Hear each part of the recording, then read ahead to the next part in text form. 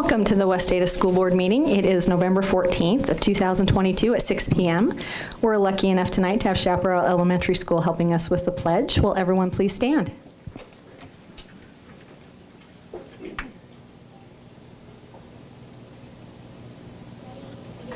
I pledge allegiance to the flag of the United States of America and to the republic for which it stands, one nation, under God, indivisible, with liberty and justice for all.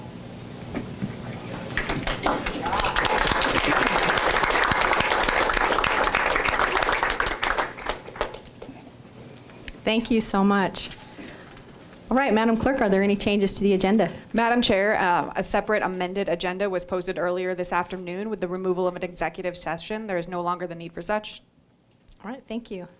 I'll turn the time over to Dr. Bubb for our superintendent update. Madam Chair, trustees, first I want to say the energy in this room is amazing. Thank you, Chaparral, for being here.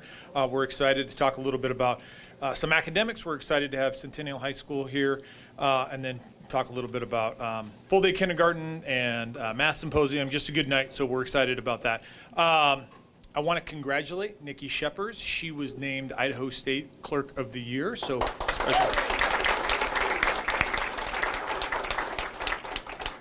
And then I want to congratulate, we had 3 football teams that were represented West Ada School District in the state semifinals for football this last weekend. That was Meridian, Mountain View, and Rocky Mountain. Meridian and Rigby High School will be playing this Friday at 7 o'clock down at Boise State for the state championship football game. So congratulations to Meridian and all the teams that represented West Ada. I'd also like to thank all the organizations. We had several organizations that took part in Rake Up Boise. Rake Up Meridian, Rake Up Eagle, probably there's a Rake Up CUNA. But it's great to see our kids going out and giving back to our community, and something that we really want to emphasize. And then as we head into the break here for Thanksgiving this next week, I just want to wish everybody a happy Thanksgiving. Lots to be thankful for. Very thankful to be part of this amazing district and this amazing community. So with that, I will welcome Centennial High School and Jason Robarge, Susie Four, and Athena Herman for their student council report.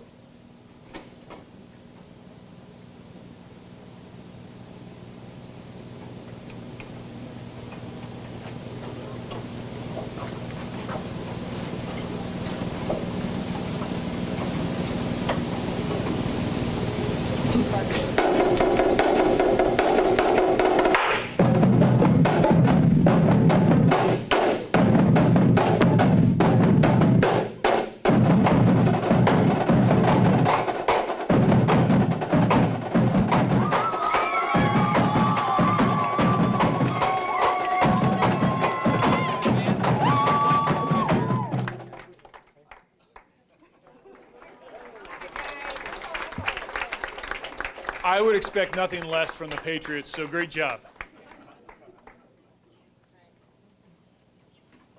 Good evening, Madam Chair, trustees, and Superintendent Bubb. Thank you for the opportunity to come here tonight and shed a spotlight on Centennial High School. I'm Reagan Kelly. I am the All-Student Body Vice President. And I'm Addison McComber. I'm the ASB President at Centennial. First, we just want to start off by sharing some of our goals.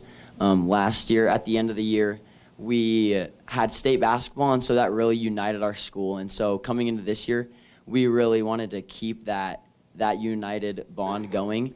And one way that I have thought to do this is to increase school spirit. Something that Dr. Bubb said that I really loved was the phrase, leave it better than you found it. And so this year for Centennial, my goal is to leave it better than I found it. And so I want to leave it with more school spirit and more united than when I first came here. Also, increase school participation in athletics and other activities has been a big goal of ours, and we've met that, and we've been able to meet that through talking to the freshman parents about doing clubs, and then also things like Game of the Week, and then we also just try to make every single event as fun as possible. So like, for example, for the football game, we made the whole entire student section a giant pirate ship, just trying to make it as fun as possible so everyone will want to come. All right, so some of our Centennial successes would be the return of the homecoming bonfire. We haven't had a homecoming bonfire in about 4 years, so that was a pretty exciting moment for us. It was a big event, and it was a big fundraiser. We also had about 400 attendants, so it was a lot of participation there. Another thing would be our Spirit Day. It was Zoom themed, so I don't know if you guys completely understand that, but it was like fancy up top, pajamas on the bottom, and we got a lot of compliments for that one. It was a big success. Then another thing that has been going good at Centennial is the Les Mis musical. We just had that this last weekend, and a lot of people showed up for that. It was wonderful. We had a good turnout for that. Then if you look at the picture in the PowerPoint, you'll see our senior night game chalk throw. That was really fun. We had a lot of people really enjoy that, and it was just a good way to commemorate the last game for us seniors. Another thing that we've got going on right now is the Pat Shack Student Store. We've gotten a lot of money, but we've also had a lot of people get their merchandise for Centennial. So that's another way that we can see that student spirit is students wearing these shirts and sweatpants and all the different merchandise that we've been selling at our student store. Now we just want to talk about some of the upcoming events that we're really excited about. First is Mr. CHS. This is just a pageant with a lot of the senior boys, and they just have a competition to see who gets the crown of Mr. CHS. It's always super funny. It's really fun, and it's a tradition here at Centennial, and so we always get a lot of people there, and it's one way for us to increase school spirit just before Christmas break. Next, this is something I'm really excited about, is the Real CHS basketball game. This is honestly, for me, one of the best days of the entire year. It's our rivalry game against Capitol High School, as you guys probably know, and it just is super awesome. We have a competition, so it's based off of who wins the game, posters, halftime show, and then the most important one is the game attendance, and so we really push for students to be there. And in previous years, it's been super successful. We've sold out before, like we've had over 2,000 kids there. It's just super awesome, and it's a great opportunity for us to showcase what awesome students we have at Centennial and awesome fans, and for us to hold that title of the Real CHS and of being the best student section in the state. Next is Class Cup. Last year we had something called March Madness. This is where we had each grade level made teams, and they went head-to-head in a competition to see who was the best. And so now this year we want to do it on a much bigger scale. And so every month we'll have a competition like March Madness. And we'll also have a point system based off of that, and then based off of things like attendance to games, attendance for school, being on time, so not being tardy, and other things like that. And whichever grade, I guess, also team, has the most points at the end of each quarter will get that title of winning the Class Cup, and they'll also get some prize. And I'm just super excited about it because as every single student's trying to do their best to help their grade level win, it'll increase just how good Centennial is, and it'll just make Centennial a way better place. Finally, we have the Centen Improv performance, and that's actually tomorrow, and this is the first one that's at Centennial. And it's just a super awesome thing because it gives arts at Centennial one way to shine, and so it's just a super funny activity, and a lot of people always are able to show up to that. So we wanted to talk some about the advisory. So far this year with advisory, we've seen an increase in attendance and an increase in passing grades, which is really great because it's been giving that motivation for students to get that long lunch. And so because of that motivation, we've seen some good things happening with advisory. Another thing is the tutoring opportunities, whether it's tutor.com or the student-teacher one-on-one time. We've seen a lot of kids utilizing those office hours. So it's really great because if I were to meet with my teacher after school, maybe I would have to rush to get home and go to work. But if I can meet with my teacher during school time, I don't have to worry about it. And I get to have that one-on-one kind of tutoring, and it's just a really good opportunity for every student. I personally use it all the time. Oh wait, this is also my slide. And then in this picture, we showed our Centennial Student Council. We just wanted to kind of showcase them and be able to kind of show them off and show that we are such a big family. I mean, you see our student council here tonight, so we wanted to include that picture of us in our PowerPoint. Yeah, these are just the people that make the school run well. And as Bub knows, that Centennial is the best school in the state. I would even argue the nation, to be honest. Centennial is just so awesome. Again, we just want to thank you guys so much for letting us come and just let you guys know that you're welcome and more than welcome to come to any of these upcoming events we have, and we always want you guys there. So at this time, we would like to open to any questions, comments, concerns that you may have. Anything? Vice Chair Zuna. I just want to say that you all have made me a very proud Patriot parent. Thanks for coming out tonight. Yeah, of course. Thanks to your Thank you families so as well. much. Yeah, thank you. All right, well, if that is all, we will be out of your hair. Okay, thank you so much.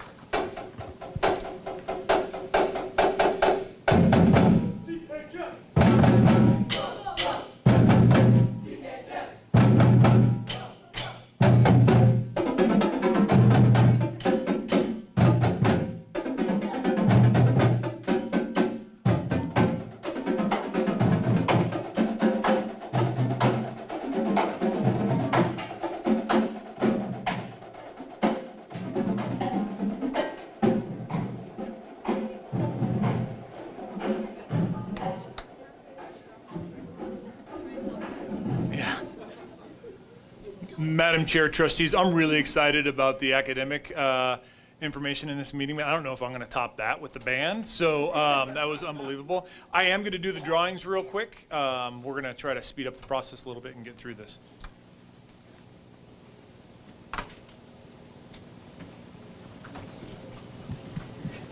Chairman Frazier, trustees, Dr. Bub, thank you. We're back for our second drawing for the fundraiser. Dr. Bub's going to take one ticket from each of those. Right now, we're sitting at about $175,000 that's been raised from this fundraiser, and we're still climbing. And 100% of that money stayed with those programs, which is awesome. We have three prizes for tonight. We're going to give away tickets to the Idaho Steelheads games for somebody. Somebody else is going to win 4 tickets to the Idaho Famous Potato Bowl, and one of those is going to win a tailgating party. And then we're going to do $500 gift cards to Brunel Point S Tire. We're thankful for our sponsors. So for the 2 tickets for the Idaho Steelheads, from the Warrior region, Josh Newberg. From the Storm region, Jen Johnson. From the Patriot region, Edwin Pichardo. Sorry if I butcher any names. From the Grizzly region, Carissa Hansen. And from the Maverick region, Greg White. And from the Mustang region, Dusty Hibbard. And we will notify those people through email, and it'll be on our website tomorrow. So that's for those. This is for 4 tickets to the Idaho Famous Potato Bowl right here. And from the Warrior region, Sorrel Furman. From the Storm region, Kalani Mensch. From the, did you go, you did, sorry, I thought you might have messed them up, but you did great. From the, you are right. From the Patriot region, Amber Van Auker. From the Grizzly region, Ann Overall. From the Maverick region, Jennifer Hilton. And from the Mustang region, Stacy Lamb. Now, Dr. Bub's going to pick one of those, and this person is going to win a opportunity or a 20 people tailgate party and special parking and all that good stuff. Derek Bub. No, I don't think Derek Bub. Oh my gosh.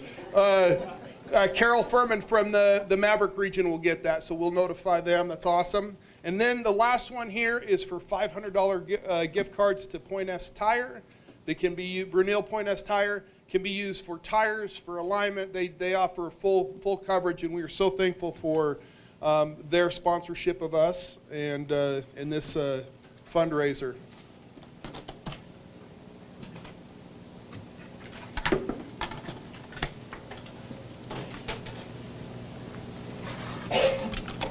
Thank you, Dr. Bub.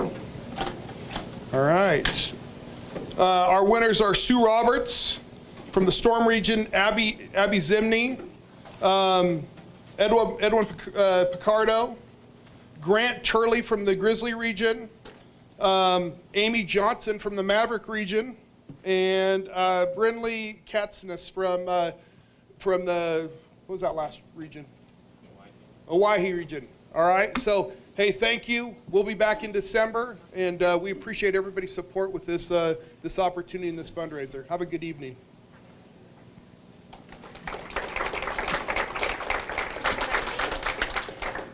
Jason, thanks so much for doing that. I think it benefits so many of our programs. We really appreciate your efforts with that. I know it hasn't been easy, so thank you so much. Next up, I'd like to welcome Patricia Vandenberg, and she's going to talk to us a little bit about the Math Symposium.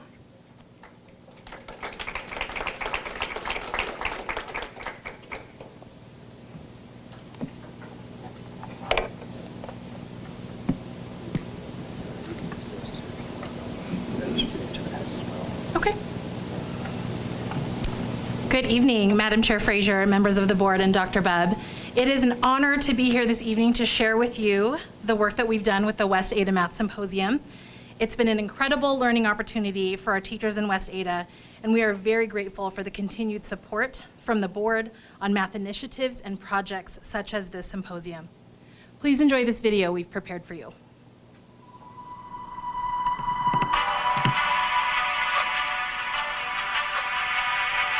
So with your group, your task is to find out as many combinations of chickens and pigs that we can possibly have that give us the total of 22 legs. Cassie Tobias has been an educator for the better part of 3 decades. She's been teaching 4th graders in this very classroom for the last 20 years.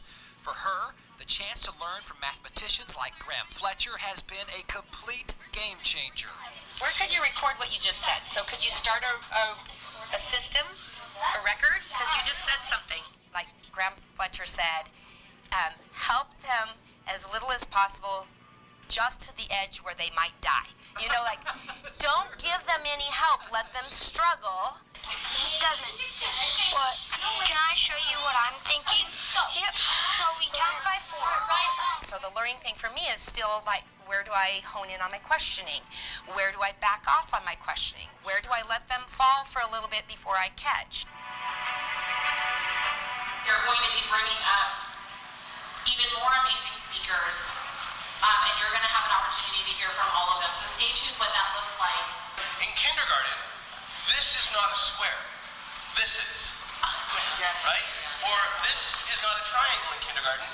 This is. But the symposium isn't just about bringing in great speakers. Frequency is key. Like that ripple effect of learning. We have to continue to, like when we start to see those ripples start to fade because it gets further and further away, like we've got to come in there and like drop another stone and create more ripples that just continue that. Try changing the orientation to where the sides aren't parallel.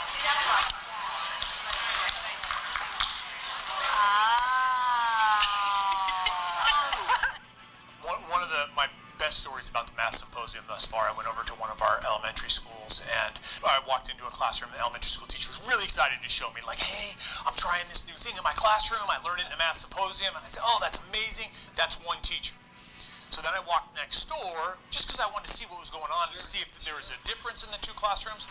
And the best thing I noticed was the exact same strategy that was used in the Math Symposium was used with the teacher that wasn't in the Math Symposium, because they shared that strategy through the PLC process. And it's not just that the message is spreading. It's a paradigm shift in the way math is taught. Hey, my challenge for you is to create a rule using algebraic terms that fits every x value. As a student, Gabby Morris was good at math, so she understands the classic math mindset. That said, one of her takeaways from the symposium is that honest-to-goodness problem solving is about so much more. And to get them comfortable and willing to think and be okay with me not just saying, yeah, your answer's right, and moving on. And that's what they want to hear, especially a lot of my students who are fast learners and they're really good at math. And I resonate with that, but they want you to just say, your answer's right.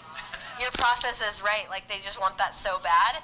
And so it's been kind of fun, like, teaching them as I learn that, like, it's not always about that. Like, sometimes I just want to know what you're thinking. How did you get there? So you guys actually had a really similar process to Zyler's team, where you guys did the +0, +1. They did that as well, but came up with 2 rules that worked.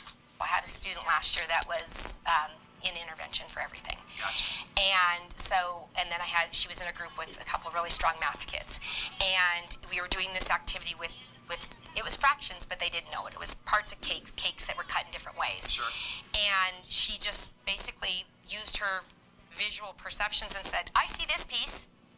She said, and we had that piece up there, so that means this piece and this piece are the same, which would mean this is this. And the kids in her group just went, and then they called me over and they did something so amazing. They said, Mrs. Tobias, so-and-so just said this, and it was brilliant. And you could just see her shoulders go back and her head go up, and for the first time, she wasn't the intervention student in the classroom. She was the brilliant one. And that's really where you want to get to with math instruction. We want kids to be able to, instead of say, hey, solve this equation, hey, how about we work on this puzzle? How about we work on this problem? Because that's what it's all about, right? We have a Desmos activity. You need to leave my room today confident. This is your I can't save. You're going to be able to graph linear equations with accuracy and absolute confidence. Tyus Archuleta believes the symposium has completely energized the math wing of his high school. But for him, getting to learn from educators like Andrew Stottle is personal. It gives you kind of something to look up to. Like when I listen to Stottle and he's saying, I'm still in the classroom after 20 years. You're like, oh, I mean, this guy still enjoys it. This guy is having more fun with it as the time goes by. Okay, so I point that out for a couple reasons. One, you guys have awful number sets. And oftentimes we see teachers burn out, and it's like, no, these are educators speaking to us who are very, very, very advanced at their job, but still telling us, like, there's always room to grow. And you need to try new things, and you need to, like, they're still growing. And so it kind of just gives you something to look at. Like, I want to be like him one day. I want to have my stuff together as much as that guy has it.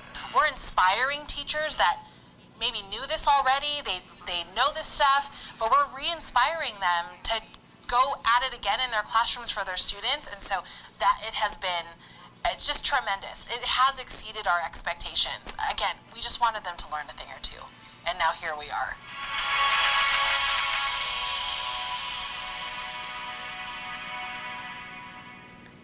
So our Math Symposium is a series of 10 full-day workshops held on one Saturday per month, each featuring a different math educator from across the country. Our teachers have had the opportunity to learn from some of the biggest names in math education, and check out our lineup. If those names don't look familiar to you now, they should.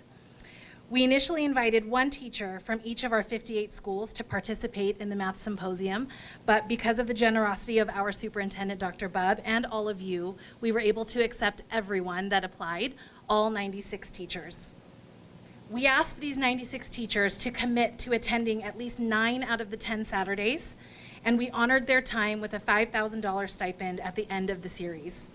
Since we did this over the course of 2 years, teachers needed to return to West Ada in order to earn their stipend.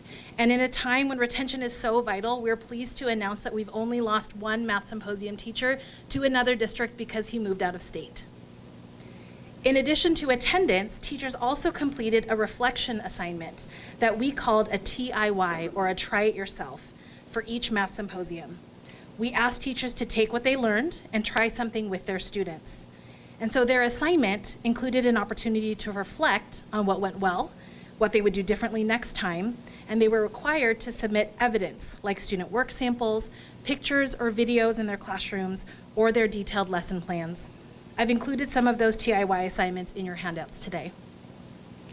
And we realized we had built something really special when teachers returned month after month, not only learning more, but revisiting what they had already learned in previous sessions. Teachers were making powerful connections with their learning, and the result was teachers putting their learning into practice. Check out one more short video. First of all, I'm very thankful that the district did it, and I am grateful that I was able to participate, but they have brought in some of the bigwigs in math, and each time it's kind of interesting the way they build upon each other. Honestly, at all of the symposiums, they bring up similar concepts and how students in the kind of old school way of math that I grew up learning, we were following directions and we were mimicking our teachers, but we were never really having to actually think. And so I think that the difference is now that the way that the Math Symposium is kind of like teaching us and guiding us to show our students is causing them to actually have to think. So it really is like learning how to problem solve. I feel like every time we have one of those things, I come out more educated, more enthused to be in the classroom, more strategies to use. We get all excited. Like all my coworkers are like, symposium on Saturday? I'm like, yeah. So impressions have been great. We've learned a lot. We've tried a lot, and it's made a big difference actually. Now, the real evidence of impact is the effect it's had on our students and how they engage with math. So if I may, please let me invite the real stars of these videos, Mrs. Cassie Tobias and her students Daniel Smith and Desmond Abbott from Andrus Elementary.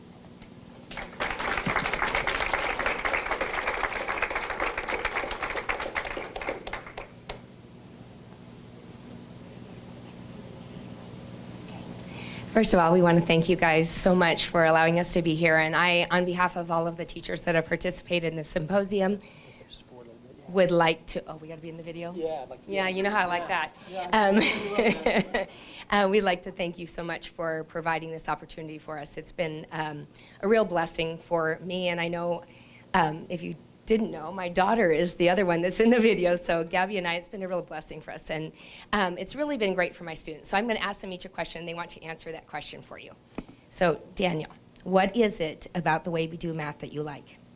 I like to struggle through it, restart, and try our hardest and to get the answer. And Desmond, what is it that you like about the way we do math? So I like doing groups. I like it when they describe it because they gave me like more confident ideas.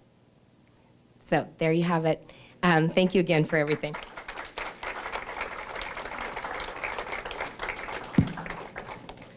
Thank you, Mrs. Tobias and Daniel and Desmond. And thank you for their parents for bringing them here tonight. And if I may, I'd also like to acknowledge my team of coaches and consultants that work with me behind the scenes to make the Math Symposium a huge success. We've been told by many of these speakers that speak across the country that West Ada is the gold standard in hospitality, logistics, and efficiency. And of course, a big thank you to all our teachers featured in the videos. Our Math Symposium has strengthened the culture of learning in math education in our district, and with your continued support, we're already dreaming about Math Symposium 2.0. Madam Chair Frazier, members of the board, and Dr. Bubb, thank you so much for this opportunity to share our beloved Math Symposium with you. It is by far our favorite project that we get to work on, and we're grateful for the support and opportunity to create the West Ada Math Symposium. I'm happy to stand for any questions you may have. Any questions or comments? Thank you so much. That was amazing. I love the video. I love the excitement. I want to go back and learn math again. Thank you. Well, we invite you to our December 10th Math Symposium. Done. Awesome. Thank you very much. Madam Chair, trustees.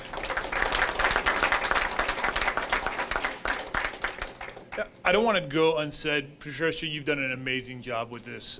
This really was born in like a real quick conversation. Hey, what do you think about? But anybody that knows Patricia, if you tell her what do you think about, pretty soon it becomes this giant project. And so thank you for your efforts. Thanks to you for the team. Your entire team's here. So thank you guys for all your efforts with this. I think it really has transformed the way we talk about math in West Ada. Okay, next we have systems of support. We've got, I'll turn it over to Marcus Myers, and Scott Connors is going to talk a little bit about both tutor.com and our high school advisory program.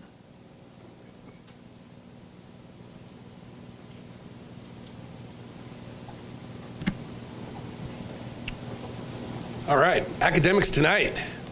It's a good night. You know, these are the amazing educators I get to work with on a daily basis, and I'm sure you'd agree that their love of learning and achievement is contagious. And when you share out like that, all the incredible things that are happening, we have students up here incredible educators sitting behind me here and future leaders who are sitting back and watching this take place. You dream of big things in West Ada, and big things are happening. So thank you for being a part of this evening, for allowing this to happen. Chair, trustees, and Superintendent Dr. Bubb, there are 2 opportunities this evening as we continue our celebrations. And I want to continue with this theme of systems of support. And what I mean by that, through the secondary lens of high school advisory and tutor.com, that theme runs through when we're going to talk about kindergarten here as well in just a moment. And when we talk about what is systems of support and what do we mean by that in West Ada, we ask ourselves this, and we respond to this question when we say, what is it we want students to know? What are those guaranteed outcomes? What are those skills and aptitudes and achievements that they need to know in order to not only be successful in that next grade level, but continue that pattern of success when they're with us here in West Ada? And then we ask ourselves, well, how do we know they've learned it? And we've had conversations just last meeting around our benchmark data and around our assessment data. And we say, well, what is it we know about what we want kids to know and what they're showing us? And what is the evidence that says we in West Ada are moving the needle in teaching and learning? And then we ask our questions, well, what are we going to do when they have learned it? How do we respond next? How do we enrich those opportunities and provide additional opportunities for our students moving forward? And then how will we respond when they have not? And I want to point out something, especially when we get to the kindergarten side of it, that we respond to these questions and ask ourselves these questions not only through the lens of our student learning, but through our adult learning, exactly what Patricia was speaking about previously and some of the testimonies that you heard tonight. And so the opportunity we have to really say, well, how are we going to respond when students haven't learned, and what is the systemic response to that, so that together we're working toward answering that question. And it's not about what happens in one classroom, because we have amazing teachers who are going to provide that level of support, or one school, but what does it mean to be a West Ada student and get support no matter what throughout the course of the school day or before and after the school day at any time through a responsive 24/7 tutor network. And so with us this evening is Scott Connors. He is an assistant principal at Hawaii High School. He's going to talk with us about that advisory and what that impact that's had on students through the lens of what's taking place on the ground. So, sorry, Scott, one last piece before I transition you really quick. I jumped too quick. I heard you back there, and he's excited. It's good to hear from, I'll get out of the way and let Scott talk here in just a minute. I just want to talk a little bit about the journey so far with that. This really began in the spring of this last school year, where we talked around answering that question. And so there was a creation of an administrative guidance team, really a team to sit down and start working through those questions, and Scott was a part of that team as well. And really what we charged ourselves with was researching models for that intervention and enrichment. What would that look like? And by researching models, we visited districts near us and across in other states and really asked those questions. Well, what are some of the successes and challenges that you've identified, and what can West Ada do to match the evidence of outcomes that we want to see happen here as well? And then what do we do to create a framework for consistent best practices across all high schools? Because we don't want to happen in just one high school. What can we do to really say this is the West Ada way with what we can do in advisory? And then again, that took place also within a high school bell schedule, that instructional calendar that you as a board approved, and we were able to move forward with those steps in place. And so this is the culmination of all of that work and all of those approvals and support from you and from our educators and leaders that got us to the point we're at now. We are in the first semester of its implementation. It's all 6+2 high schools. What I mean by that, it's all 6 comprehensive high schools, our 2 IFA and Renaissance, and then our academies also have systems of support in place. It looks a little different, but those advisories were already in place with teachers who advise students along the way, not only in content areas, but in those additional instructional pieces. It includes weekly planning sessions with administrative teams, so Region Director over high school, Jeff Stans, and myself, as well as some academic leadership, meet with high school PLC teams on a weekly basis to talk about, well, what does implementation look like? What are some challenges associated with that? What are the successes, and what do we do to move forward, knowing that we're doing this together? And it's about really implementing those changes, reflecting on what's working well, revising and repeating, and really defining West Ada best practices. And this is why Scott's here this evening to talk with you about what those best practices are and some of those celebrations and challenges from what he's seen at Hawaii High School. All right, now it's your turn. Madam Chairman, trustees, Dr. Bubb. So first of all, thanks for letting me come here tonight. I'm actually pretty excited about this. I'm really passionate about advisory and the things that it's doing for our students and for our teachers. I think our teachers would echo how grateful they are for everything that's going on in regards to that as well. And obviously the Centennial High students here, it's kind of hard to follow that when you hear it from the students themselves. But a systemic change, as you know, is always a difficult thing to do. It's not always just, you can't roll it out and expect there not to be any bumps along the road. And so in our implementation, right off the bat, we ran into what are we going to do with our CTE students and the seminary students? Specifically at Hawaii High School, our seminary students meet off campus, and so they have to commute. And what we came to a conclusion that on days that students had to commute, that they were not going to attend advisory so they could actually eat their lunch. But they would still get that advisory on their days that they are at school. And so those students are still getting to benefit from that period as well. But we quickly found that there's not enough time at lunch if they're traveling for them to actually attend. So, and having to work through the attendance piece with that, with whether teachers are marking them absent and trying to make sure they're present. We're still working through that piece a little bit. Some of our students still get marked absent when they're CTE days, but we're getting through there. Obviously, communication piece. One of the big things, and kind of initially when we brought this forward to our staff, was this negative connotation from the past that it was a punishment for kids to be in a period like this, that everyone should have the long lunch, and that if you're punished and the lunch gets taken away. And when we kind of implemented this communication plan, it's definitely a reward for having good grades. And quickly, once we kind of got that connotation moving with our teachers were behind it, and they loved the idea. And it took less than a week for all of our teachers to be on board and saying, like, hey, we're doing things the right way, and we're really excited about the direction we're headed with advisory. So we get to the end of the 9-week mark, and then we had to decide how we were going to keep the students in and release the students that earned that extra time. And so the distribution of stickers, as you know, students for some reason think it's really difficult to carry a key card and an ID on them at all times. It's one of those things, like, it gets lost. And I'll tell you what, advisory solved that problem. For all those students that wanted to leave at lunch and get that sticker on their badge, suddenly they found every ID and key card, and actually it's helped secure our building even more. And so it's actually been like an unintended result of advisory that's actually been a benefit for all of us. So truancies, we were kind of worried about what is it going to look like for those kids that are in there. Are we going to have a lot of truancies kind of develop? That first week, we had about 8 to 12 kids truant per day, which when you're talking about a regular day anyways, per class period, that's pretty typical, so it's not all that crazy. And then by week 2, we were down to 3 to 6. And so really, it's continued on that same trend. I was talking to security today, and he said we had 4 kids today, and he was looking through it, and he believed that 2 of them were absent the first 2 periods, and the teachers just had forgotten to take attendance those periods. And so really, they think they had 2 that skipped today. So it's not something that's been a big burden on us as far as handling at the school, which we were kind of worried like that might be a difficult part, and it has not been at all. So one thing that we haven't completely solved yet, and we're still working on, is the motivation for freshmen not to have D's and F's. In our data that I'll show here in a little bit, our freshmen have not really been too worried about what they're carrying throughout the semester thus far.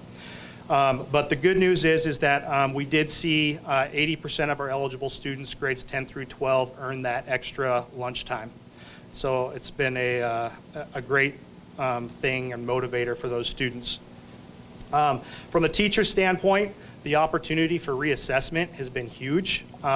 During that school day, not always before school or after school, we have so many students that ride the bus and that can't stay or can't get there early enough or can't stay after school because they got to catch a bus or they're going to practice or work or something of that nature.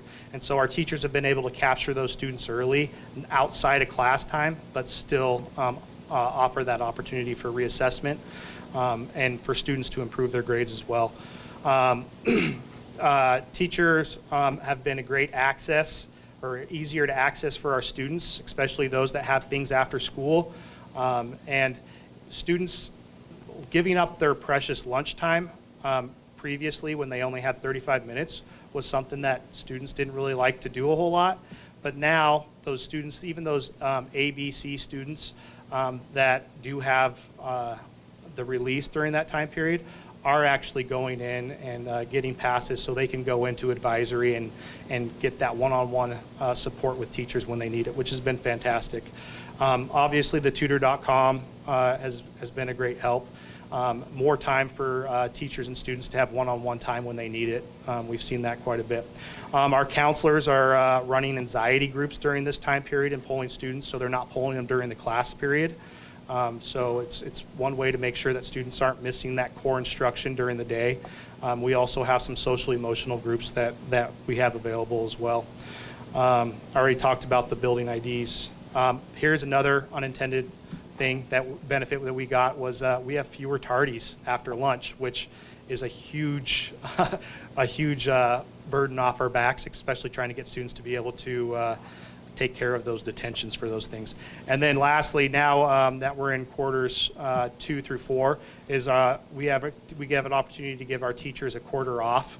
And our teachers are taking advantage of that, and they're really grateful, the teachers that have it off. But what we found is we're starting to have teachers come to us and say, I don't want a quarter off. I love working with the kids. I want to have people the whole time. So we do have some teachers that have decided that they're going to opt out of that. And we have teachers that are just saying, hey, I'm just going to pull kids one-on-one during that time, and I'm going to work with them still instead of having a class there with me. So it's been amazing. So our percentage of D's and F's, I have this evidence of impact, and I'm sorry, it's really small. It came from an Excel sheet. So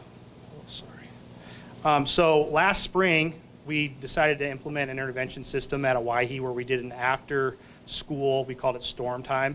We sent out weekly emails to all of our D and F students, inviting them to the library after school. We had teachers that were available that would come in and check in with them. And then it was just a study hall time, essentially. So we were inviting parents and making sure they were made aware of that time.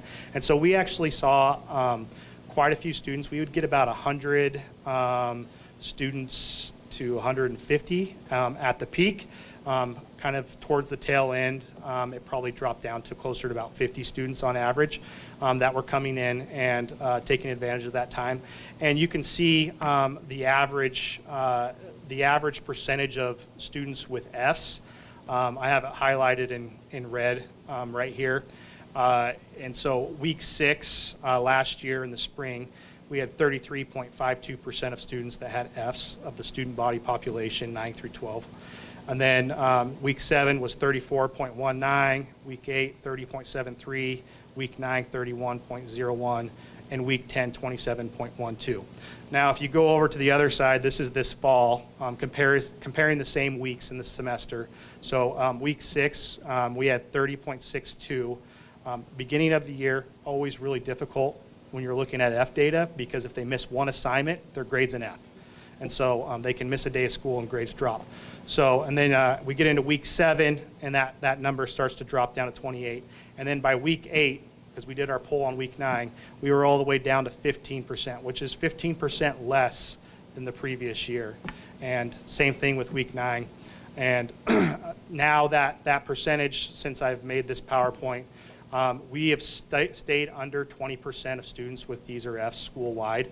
And then you look at those grades 9 through 12, those are the ones that are, 10 through 12. They've really stayed down, and that's kind of where we're looking at. We need to find a motivation for that freshman group with those D's and F's, trying to keep that percentage down like the rest of them. But we're really excited about where we're at and looking forward to kind of the next phase of what we do with this. All right, thank you, Scott. And so those celebrations that Scott talked about are common across our high schools in West Ada. The data is common across our high schools in West Ada, and we are carefully watching that to provide that evidence of impact around such a significant systems change that we've experienced. I also want to point out that part of that data is the data shared by our students. In student council, just around the impact it has on them, where students are taking advantage of that additional time. And I think a couple of things really speak to that culture in West Ada of learning. One, we have students, even with earned release, coming back into advisory time, seeking that assistance, wanting to do that. But whether or not students seek it or not, It's not dependent on that. The time is there for students no matter what, whether they ask for it or don't ask for it. And so when we answer that final question of how are we going to respond when kids don't learn it, we have a systemic response to that, okay? And so we eliminate some of those other factors. And so one, I want to thank Scott for his willingness to present the successes of Hawaii and what has happened. And I just want to replicate, or I just want to say, when we define best practice and we think through some of the last pieces on here, that's where we're really at as a collaborative team of high school administrators, where we're saying, what are some of the best practices and successes we're seeing at individual sites, and how do we replicate that across the board? I'm going to talk with one around tutor.com and the tool of what it means to have 24/7 online access to live tutors, skills sessions, writing reviews. It's much bigger than just calling a tutor to help with a problem or a small piece of writing. It's much bigger than that. Remember, you can submit writing samples. There's some study skills trainings. There's SAT and PSAT prep involved in it. There is assessment prep involved in it, where they'll walk you through some practice assessments through some very common priority standards. And again, our students in grades 3rd through 12th grade have access to tutor.com, and it's just right on their district delivered laptops that way, free of charge for all students 24/7 in the day. Now, when you think through the number of students and the number of tutors, one question might be asked is, does it really work that way? If they click a button, do they really see a tutor within 60 to 90 seconds? We have a data dashboard that tells us they absolutely do, and even during what we call our access tests. And so the access tests were a response to this question, which is, does every 3rd through 12th grade student know how to access a tutor? And so in West Ada, across the board, we were charged in the month of September and October. That rollout took place with high school first, and then middle school, and then down to elementary school this last month. And so we can successfully respond to that question. How do we know that? Well, there's a data dashboard on tutor.com. This data was pulled on November 4th, so I could have information prepared for the board ahead of time. On November 4th, there were 9,013 independent tutoring sessions. So not repeated that way. That number of tutoring sessions was over 92,000, almost 93,000 minutes of additional support for students. That's 5,529 students. Those are those independent login timeframes. Most average sessions were about 10.5 minutes or so quality time with a tutor working through. And again, we can see every transcript, we can see every video of what's taking place, and so we go in and independently audit those, as well as tutor.com watching those. The average student rating at the end, students are asked to say, was this helpful? Did this help you learn this skill?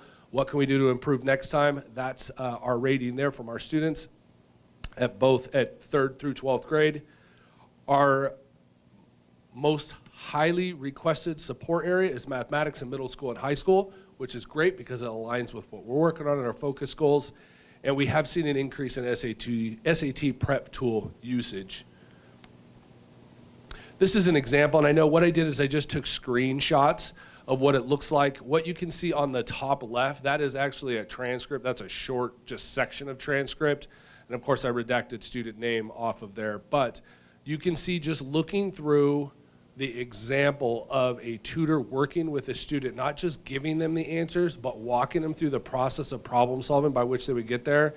This is very common when we do our own audits of that tutor opportunity. This is very common among those, okay? Really, they're working them through problem solving and guiding students, very encouraging toward them getting to that last area. And there's always a celebration at the end of their learning. The bottom right picture is actually where we're going to focus next with the high school assistant principal and instruction teams, as well as in elementary and in middle school. This is a small snippet from a rubric that was returned after a student submitted an essay. And so this rubric aligns with our priority standards and what we want to see within our writing at each grade level. And you can see there is direct feedback about that student's writing that they can take and use along with our teachers' feedback as well. So again, not a replacement of the great education taking place in the classroom, an enhancement and opportunity 24/7 where any student can get help. Again, going back to that systems of support and answering that question for students in West Ada. And so very quickly defining our next steps. Well, Scott talked about that defining best practice in West Ada, and those are the examples we come together as a collaborative team and build a framework together. Again, we talked about placement over invite. It's not about inviting kids to come and access extra tutoring. It's about having a system where they get it whether they want it or not, or they know they need it. And that's important. But I do want to celebrate our teachers and students who are just saying, I'm willing to be here and I want to make this happen for kids. We're seeing an increased use and efficacy of those tools involved. including tutor.com as one of those tools, but the many tools that we use and great instructional strategies that we use to support students. And we're going to continue to evaluate that evidence of impact. The spreadsheet you saw Scott display is very similar to a new report that we have within our own system that instantly we can pull up any site on any end of week and say, here are DNF percentages, and we can compare that across the board and watch trends. And so learning from what our great leaders are doing at schools, we're developing that together as a system. And so we currently have access to that, and we can pull it up at any time throughout the school year to be able to watch what that happens. And then, of course, GPA impact, benchmark and assessment impact, SAT prep results, and ISAT. And those are groups we'll be able to compare across the board. Before we transition to the next piece with kindergarten, Chair, trustees, and Dr. Bubb, I'd be happy to answer any questions that you may have. Trustee Buckland. Thanks for coming for your presentations. It was really nice to see the updates on these tools that we have now in our district. Could we go back to that Excel spreadsheet slide? I have a question about this and then the previous. So the first question is, so I know that there's an obvious improvement on the number of Fs, but it still seems high. 30. I mean, I know it's gone down to 15%, but even that seems somewhat high. I just wonder what do you attribute to the leading factors why that there would be so many Fs in that category. And I'll give my other question, which I don't know if you could speak to or not, but the previous slide also talked about anxiety and social emotional groups. I'm just curious as to what they discuss in those groups, or how they're led. Thank you. Sorry, I'm not exactly sure how to address everyone. Am I supposed to go through the same system? Okay. Anyways, first of all, as far as the F rates, it's pretty common, especially early on, for there to be a really high F rate because of the zeros going in the grade books. A kid's absent for a week because they got sick, and they enter in zeros in all their grades, and so that's kind of something that we see as a trend, just kind of district-wide, as you see that all the time. And then kind of throughout the semester, I would say like carrying about a 25% average is what is common from what I've seen. When I was at Rocky Mountain High School, I did an intervention there, and I also ran this same report there as a teacher, and saw the same thing for 4 years while I was there. And then I was at Meridian High School as a VP running the same report, and it was pretty similar. Usually at the end of the semester, you see those numbers start to drop rapidly. And so common, you drop down closer to about a 10% range overall, grades 9 through 12. Seniors typically have the lowest because they're getting closer to graduation. But yeah, so I think last year, at Hawaii, with it being the first year and systems in place, and teachers, we went with some standards reference grading stuff, and just trying to kind of get everyone trained up on what we were doing. We started off a lot higher, and then we did see those numbers drop significantly towards the end. That actually ended up being like the trends I saw when I was everywhere else, if that answers. And then, do you mind if I respond about the other questions? Yep. When you talk district-wide? Absolutely. I apologize for cutting there. My apologies, Scott. I just wanted to speak specifically, Trustee Backlund, Chair and Superintendent Bubb, about what we do during those timeframes and providing additional support. So we do have counselor teams that do meet with students to provide some additional emotional health response to students. That's just one area that we do that, though, and one piece that Scott highlighted in the presentation. But really the point to that particular bullet was to say we use that time to meet student needs from a variety of aspects, right? And so we want to make sure that rather than create a time during lunch or create a time during a transition or before and after school, where it really is dependent upon transportation and invitation, we can say during this time, we use that time tremendously. We've talked about, Stuco kids have shared that we meet during that time. We've got clubs meeting during that time. And again, they're always getting their academic supports first, and then making sure that we're meeting needs across the board during that particular time frame. Thank you. Absolutely. Any other questions? Vice Chair Zuna? I just wanted to take a quick moment and thank you for taking the time to come back and look at the results of the programs that you're implementing. And I have no doubt that you'll continue to do that throughout the year and as we move ahead. But I think it's really good to not just assume that things are going in the right direction because we put something in place. And so I really appreciate you taking the time to show us the data. Thank you. Any other questions? So I want to build on that. Oh, sorry. So I want to build on that and say that I really appreciate the strong focus that we're taking on data. And I know that this is the first time that we've done this, so we won't have the opportunity to do sort of a true cohort analysis until next year. But I know you're thinking about it. Well, that will be great to see, because I think that will really give us the apples-to-apples comparison. But to your point, Scott, it's really good to see that if it gets really close towards the end of graduation, to see these early numbers getting to that location sooner, which hopefully if we continue to build on that means we'll get even better with that as a long-term trend. Again, we can't really tell until we see those cohort data next year, which we'll be looking for eagerly. Because I can tell you specifically that between the iReady diagnostic tools combined with tutor.com is helping my particular daughter very, very specifically exactly where she needs it. And that is just really working out extremely well for me. So I thank you for everything that you're doing, and I just wish you continued success on that. Thank you. Any other questions?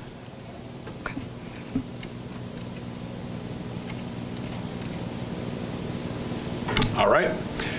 Continuing with the same theme about systems of support, this slide's going to look really familiar because it's those same questions we're asking. And what we're asking ourselves is, as a system, how does West Ada ensure that all kinder students have access to a full day of instruction and supports? Why are we looking at that full day, and why did we look at that? Because it creates opportunities. And it creates opportunities for this. What do we want students to know? It increases the opportunity for effective core instruction right off the get-go. How do we know they've learned it? It increases opportunities for us to address assessment within a kindergarten classroom and making sure that they've met those skills, but it also creates that opportunity to adjust instructionally based on those assessments. How will we respond when they have learned it? Enrichment opportunities were a huge piece of that additional time frame within kindergarten. And then how do we respond when they have not? And that's all about those interventions and additional opportunities. Because there's more time in the day, we have more time to guarantee those outcomes as our kindergartners move into first grade classrooms. And I get the opportunity to welcome two of our kindergarten consultants, Patricia Shannon and Jennifer Gibson. These two have been instrumental in the effective rollout of full day kindergarten and that large system change in West Ada.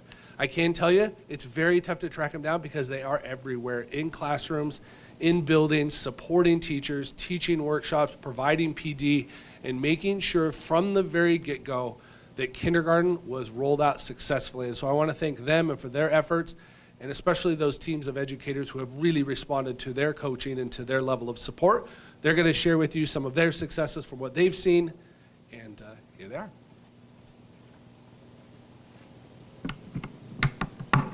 Ooh. Chair, members of the board, and Dr. Bubb. My name is Patty Shannon. Jenny Gibson and I are excited tonight to have an opportunity to share a few of the exciting benefits we already see by implementing full-day kindergarten this school year. In a typical full-day kindergarten schedule, teachers deliver core instruction in the morning, similar to that of a half-day schedule, and then utilize the extra time in the afternoon to implement learning activities. Students benefit from enrichment opportunities and interventions. Some schools refer to as win time, or what individuals need. Time in the afternoon opens the door for extension activities and differentiated instruction to maximize learning opportunities for below, on, and above grade level learning. A full day model provides an equal learning opportunity for all young learners.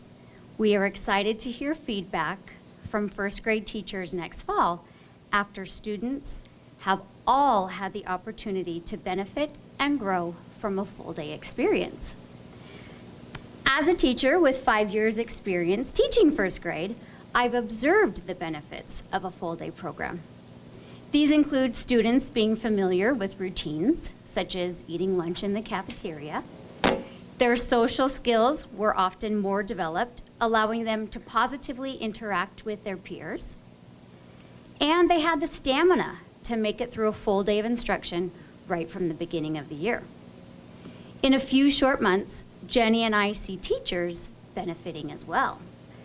We see more common planning and stronger building PLC teams developing now that kindergarten teachers are planning for similar daily schedules.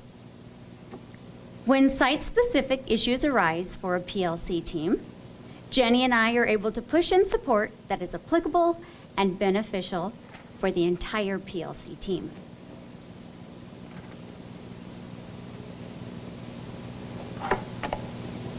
Chair, trustees, and Dr. Bubb, to support the implementation of a full-day program, we have the opportunity to plan and provide workshops that are targeted specifically for kindergarten. Teachers are able to identify specific areas they would like support in, and Patty and I are able to design trainings that support their needs. For example, with so many being new to full-day kindergarten, there was a need for a summer planning workshop. During this workshop, we helped teachers build daily schedules, gave an overview of using our district resources like Journeys and iReady, and provided teachers with activities and lessons for the first few weeks of school. Teachers walked away from this workshop rejuvenated and excited about full-day kindergarten. We originally planned this workshop with first year and new to kindergarten teachers in mind, and we were pleasantly surprised that 73 teachers attended our workshop from across the district. One of the greatest benefits of full-day kindergarten is the opportunity to provide students with differentiated instruction. The idea of focus groups was new to many kindergarten teachers, so we developed a centers workshop to help teachers implement targeted, skills-specific focus groups in their classrooms. We have been able to plan, model, and assist teachers in rolling out beneficial centers in buildings across the district. Our most recent training was a discussion on Heggerty, which is a program that is widely used in kindergarten classes across the district to support phonological awareness. Although we originally intended this training would only support kindergarten teachers, we invited other support staff and teachers who might use this program. We had 28 kindergarten PLC teams attend and an additional 35 district employees and support staff. We also support teachers through a shared digital notebook we created that highlights ideas and promising practices. As we travel from building to building, we are able to observe and document new and effective ideas to share amongst all teachers. Lastly, we have been able to work alongside district personnel to support areas such as the rollout of Chromebooks, distribution of ELA materials, and implementation of a new math program. Teachers appreciate having representatives with kindergarten teaching experience to help others understand the unique needs of a kindergarten classroom.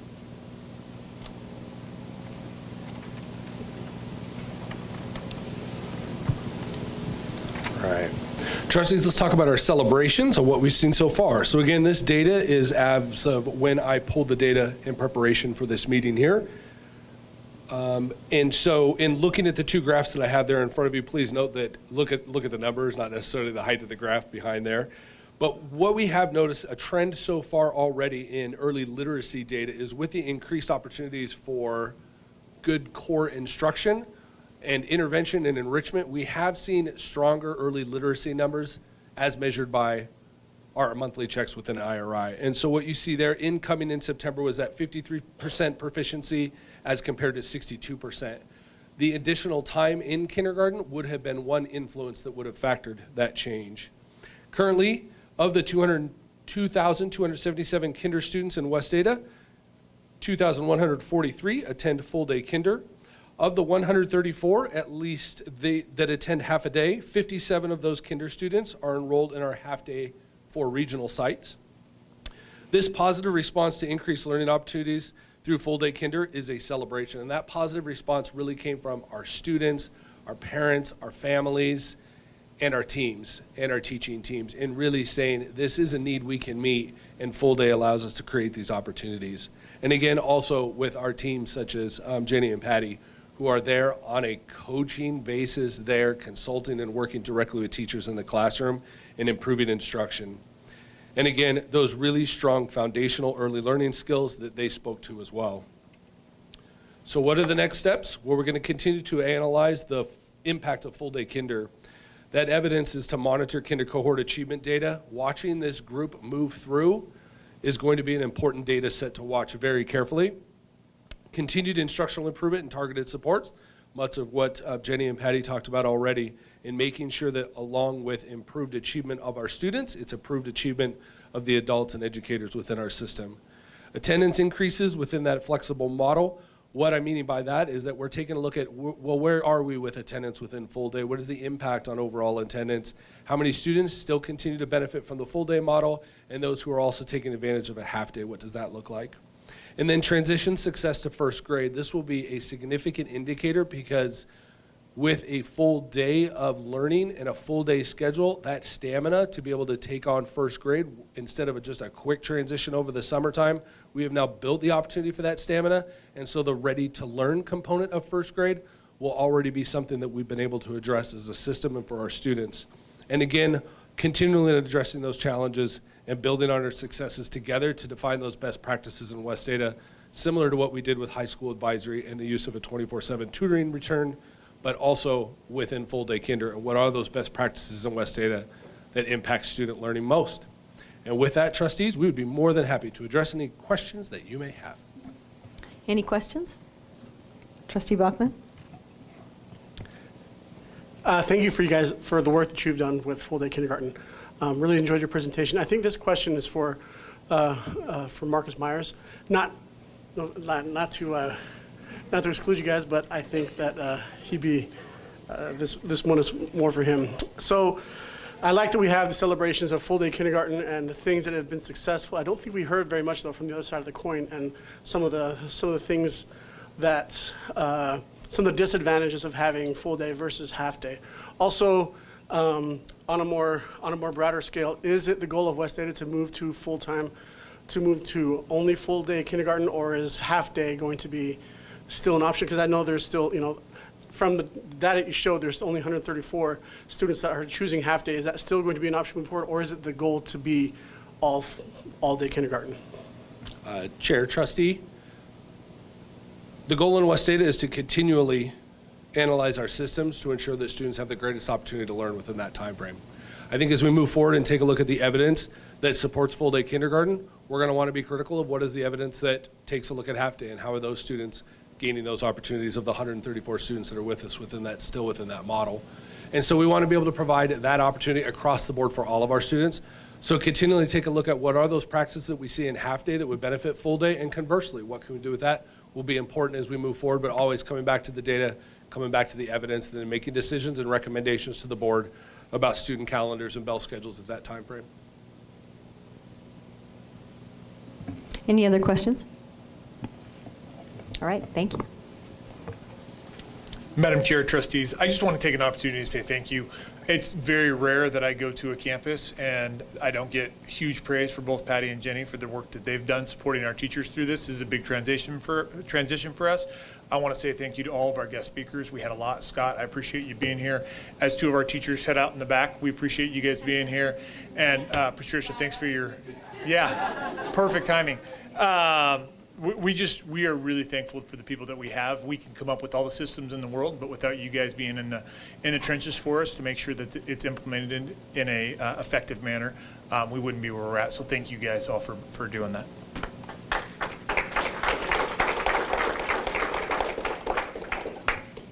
All right, we didn't have anyone sign up for patron input tonight. Is there anyone that wishes they had or would like that opportunity? Yes. All right, come on up. Hello, Carmi Scheller, Chairman Frazier, trustees, Dr. Bubb. Seeing that the Math Symposium was going to be on the schedule, I asked my kids, who get to hear a lot about Math Symposium. We talk a lot about learning and learners, and I try and model being a learning leader in my classroom. And I said, would you have any notes that you'd like me to share? So William said, you guys have helped me and probably a lot of other people. Thank you for improving my skills and other math skills. One of my learners said, that makes math more fun, and since that happens, it makes learning fun. It makes you more fun and cool. I love you. That's maths to me. It helps me think a lot deeper about math, and it gave me and others strategies for math. It helps me a lot with my learning. The Math Symposium has made math much more interesting and fun to do, and has made math a lot easier to understand too. It also helps a lot of my friends do better in math as well. It has inspired us to do new things around the classroom and brought new ideas to our learning. Oh, that's my favorite one. Chance. You met Chance, Dr. Bob. Math Symposium made the teacher happy with what we are learning in math, and I like it. I think it has helped her with what she wants help with. Chance, P.S., you're the best teacher in the world. And then I also wanted to say a little bit about tutor.com. We just rolled that out 2 weeks ago, I believe, and I had a third grader on the way to bus duty today say, I was on tutor.com with my tutor today, and it was really fantastic. I just love it. And this is not a kid I work with. I just see her at bus duty. So I thought an unsolicited plug for tutor.com. And my students, as they rolled it out, I've heard about it again and again. Like, I went on to get help with, you know, 2-digit times 2-digit multiplication because it's still confusing me, and they really spent time, and the first thing they asked after working with a tutor was, how do I get that same person again? And what I really liked about that was every kid asked that about the tutor they worked with, and they were all working with different tutors. So that's it. It does feel like a clapping moment, doesn't it? Good job. Thank you so much for sharing with that. It's always fun to hear the good, too. All right, with that, we're to consent agenda. Unless there was anyone else that wanted to speak? No, okay. We're to consent agenda. I'm open to a motion to accept our consent agenda.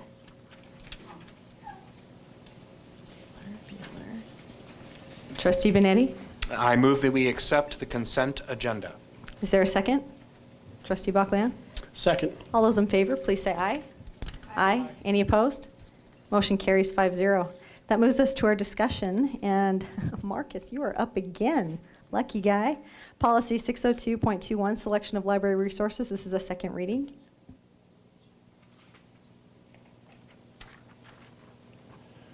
All right, Chair Frazier, trustees, and Superintendent Dr. Bubb. I bring before you this evening the second reading of Policy 602.21 and 602.22 with some pretty significant revisions that I'd like to walk through and summarize for you this evening. The revisions to both between the first and second readings include the first combining both policies under the name, combining both policies under 602.21 by renaming 602.21 and moving the content of 602.22 under that newly named policy, which is 602.21, selection and reconsideration of learning resources. The rationale behind that, from conversations with the committee and input that we received, were that both policies address criteria for learning resources and were similar criteria were used for that reconsideration. And so because the criteria were similar in that, it actually addressed both. I just want to make sure I'm clicking. Thank you. Previous. Thank you very much. My apologies for that. By combining both, you create a one place for patrons and staff to identify how learning resources are selected and the process for reconsideration. And then additionally, it combines administrative regulations under one header as well, although with two sets of procedures. The overall criteria statement in 602.21A appeared throughout the subsections. In fact, it was reworded in each of those subsections multiple times through different language. So these subsection definitions were moved up and rewritten to encapsulate one statement regarding ties to the curriculum and the professional evaluation of said resources. Section A under 602.21, many of those subsections I referred to earlier tended to describe the same criteria, just using different terms. These were rewritten to reflect clear criteria for subsections A through I. The next steps for these policies, now combined into one policy, include the combining of administrative regulations for both. Please note that revised titles cannot be changed in the assembly formatting structure under a final draft as improved, but you can find those newly revised titles in the content area of the policy. The staff committee, that's composed of librarians, principals, and teachers, and parent representatives, have had a chance to review the second reading and have proposed some minor revisions. These will be reflected in the third reading, including some input received from policy committee members today. Overall, response from the staff committee noted increased clarity with the combination of those two policies and the administrative regulations under one spot. And with that, I'd be happy to stand for any questions or additional feedback for the policy committee and myself as we draft the third reading. All right, any questions? Trustee Benetti. So first, as a point of order, this doesn't look like what I saw on the agenda. Was this updated more recently than that, or perhaps for the board clerk, did I just click on something inadvertently? Because it didn't look like the document that I'm looking at right now. I can double check, but this is what was attached. Okay, so it may have been a misclick on my part. So that'll be it for the point of order. Madam Chair, may I speak to the topic? Thank you. So maybe this is actually sort of relevant for that. I appreciate all the edits. I appreciate the feedback. I appreciate getting all of that information into these documents. I think what's starting to happen, though, a little bit is that readability is starting to suffer. And I think that that's just a function of the Assembly tool, which overall I really like. I think it's a real significant improvement. But I think in particular when we get to a third reading, it would be really wonderful. Well, I think if we could have the committee look at it again, just with a focus on readability, cleaning up typos, just simple, straightforward stuff like that. But then also, secondly, so that we could present it on a third reading of the final document in final form, so that we know exactly what we're voting on. Will that be a problem, or will that be fairly straightforward? Trustee Benetti, Chair, I am going to refer directly to the clerk of the board on how to present that information through Assembly or another tool. Sorry about that. Nope, you're good. I think we can continue to use Assembly. I think we have to accept changes as they're made in Assembly to avoid the multicolored drafts and the green and the red and the strike through. Okay. If we, after the first reading, can agree to accept those instead of track changes, and then after second reading accept those changes, then you won't see as many colors or strike throughs. Thank you, Board Clerk of the Year, Sheppers. Just want to get that in there. Thank you for that.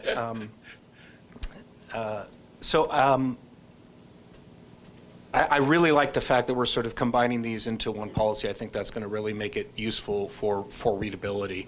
Can you go to that third page just to make sure that I'm, again, focused on the exact right thing? And would you mind just giving me 30 seconds? This is my fault for not having the right document handled, but I just want to take a look at this.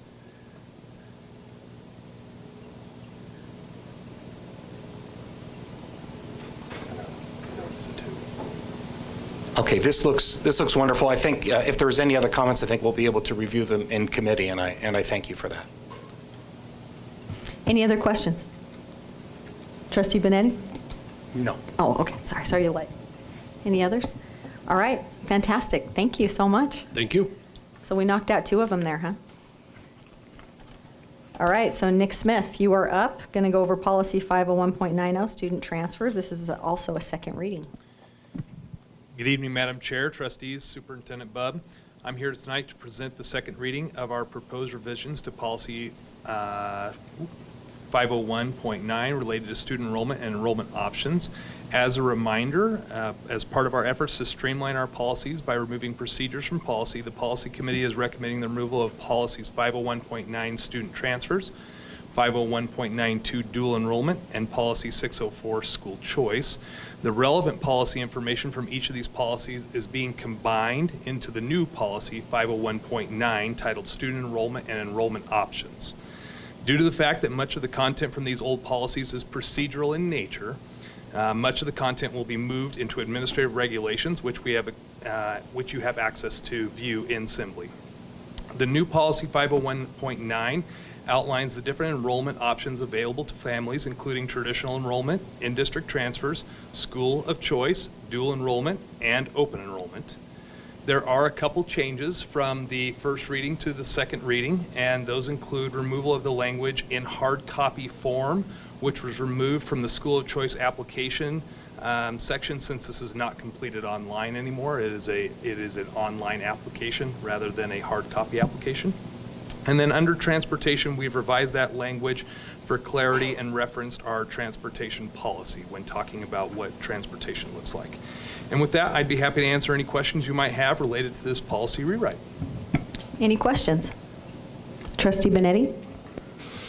Thank you. So I really appreciate the effort that's going into taking our procedure and putting into the separate administrative regulations that all the parents and students and faculty and staff can read themselves. I think that provides great clarity. And I know that a lot of work has been streamline this. That said, can we do any more streamlining? You know, things like dates or any other sort of requirements that are in these documents. Is there still, are they required by statute, or are they something that we can continue to pull out and streamline more fully? Chair Frazier and Trustee Benetti, so the streamlining is a process, I would say, and you know we're making some significant improvements and taking some significant steps in removing procedures out of policy. There are some dates that are statutorily driven that make sense to leave in procedure. You know, as you well know, the policy should really be kind of the what we're trying to do. The procedure is the how, the when, and the why. And so we're really making some efforts to do that. Could we potentially continue to streamline? Yes, and we can continue to look at that. But some of the dates you'll see in this policy specifically are statutorily driven. It makes sense to have them in the policy. Those that aren't, we could potentially remove. So we could take a look at that. Thank you. Follow up? Thank you, Madam Chair. So I just saw one thing that I'm assuming, can we go back to the first page? And this just sort of popped and I just sort of saw it, is under traditional enrollment, which is the second page, second sentence, resident students are required to attend the school in the attendance area where their parents, guardians reside. I'm assuming that means that their traditional is defined by their parents as opposed to they have to go to the traditional school, right? I mean. Chair Frazier and Trustee Benetti, let me take a look at that one. Yeah, it's the second sentence, second page. It just sort of popped. I just saw it because of its where it was on the top.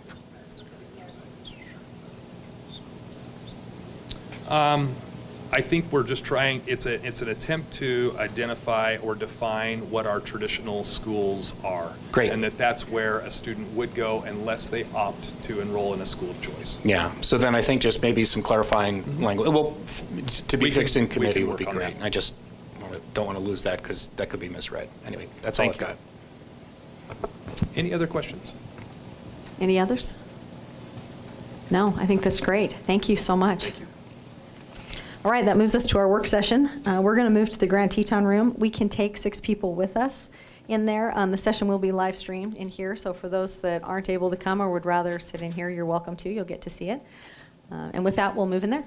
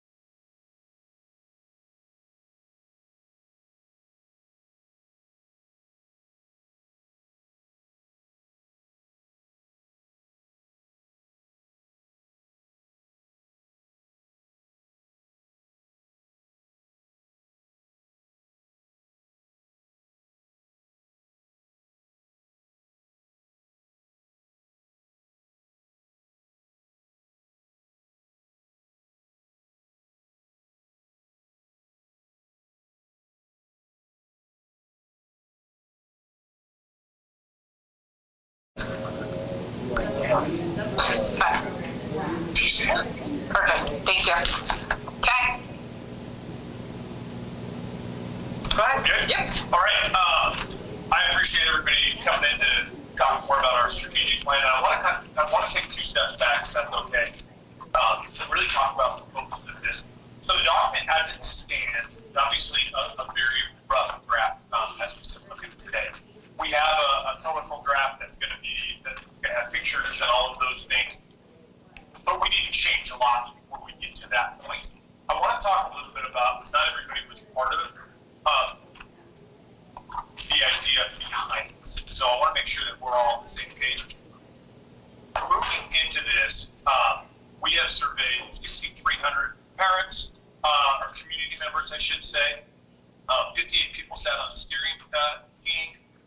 We had over 26 hours of individual meetings with the superintendent or with different stakeholders. Another 19 hours spent by the steering team and planning team considering the community feedback. And then 6 months of listening to our community and discussing the kind of the direction. And I'll say short term, I call it 3 to 5 years of short term direction of West Ada and where we're at. This is really, and Nick actually brought this up, this idea of this is the blueprint for West Ada, meaning this is this is how we build the building. I don't want this to be something that we just hang on the wall and we say, hey, this is this cool thing. We don't ever talk about this thing. We don't look at this thing. This is the blueprint of how we build the building. So that's kind of the vision behind this, or the idea behind this. And we're trying to break it up into little pieces because we really want to get everybody's feedback on that. And to make sure that when it's a document kind of process here will be, we go through the document, you guys give us input, and then a final document will be read and publicly displayed at a board. So we want it to be something that everybody's had their input on and been able to put their 2 cents on. I know that Trustee Backleon, your expertise is the grammar part, and so we will utilize you as long as you don't charge us an extensive amount of money on that. We will utilize you. There you go. We will utilize your expertise with that to be able to put some eyes on that and make sure that what we present to the public, it's really important to us that what we present to the public is something that we're all proud of. So we want to be able to do that. So that being said, I'd love to hear a little bit about core values or input where we're at.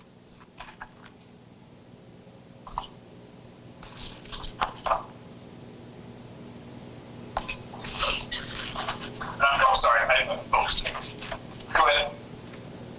You know, this might put a little wrinkle into things, but I did another review of this kind of right before the meeting. And as I was looking through it, getting deeper and deeper, I realized that if we have feedback on the following pages where we really get into the details, that's going to impact the way that this page looks, which is going to impact potentially the way that our mission and values read.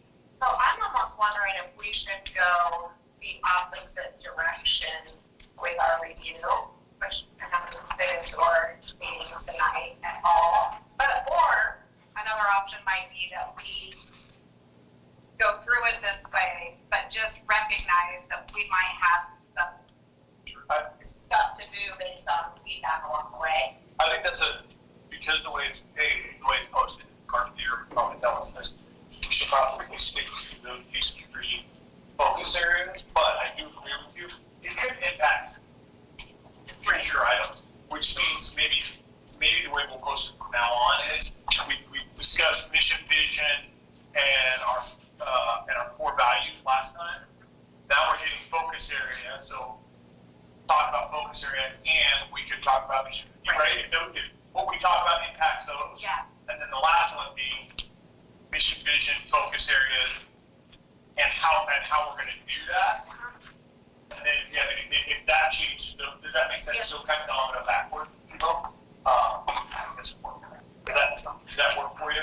Yeah. Right. Yeah, it does. It was just as I started to look at what, there were pieces that I loved and pieces that I thought maybe we could expand on, but really it comes from the meat of those other pages.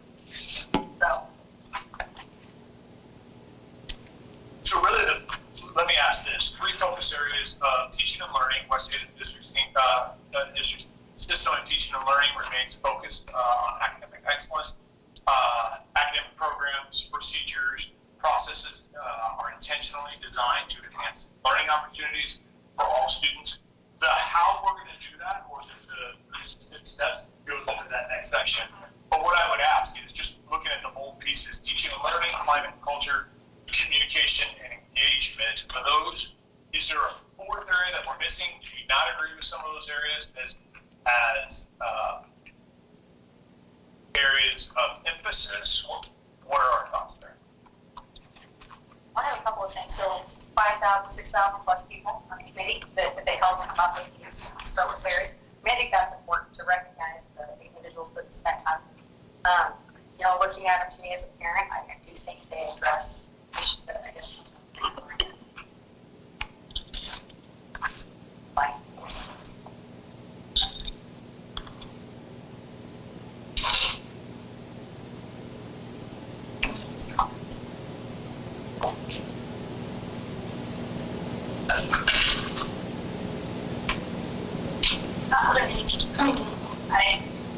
I don't have something to help me out. I should.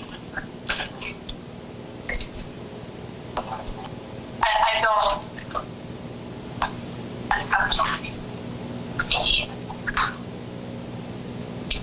is it the idea of this to kind of come at it a little higher level and then with the other example that more than nuts and bolts? That really is what I would call, those are, that's our data points. They show that those are our KPIs, if you will, our key performance indicators. Those tell us, hey, it's working, we're focused on the right things. I think we add some KPIs.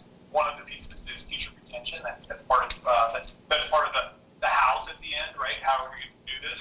Really, when we talk about climate and culture, that's a piece, making sure that we retain good qualified staff, and looking at those as our teacher retention is not part of the KPIs that we offer but I think it's an important piece that we look at.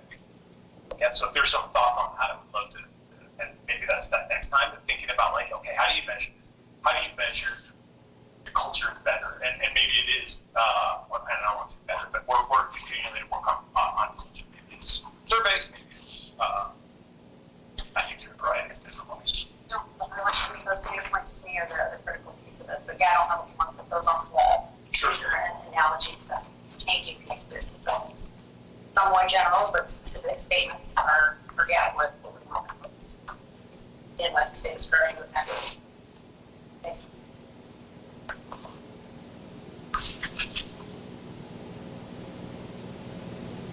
So I like these as focus areas as well. The one spot that I wonder about a little bit is climate and culture.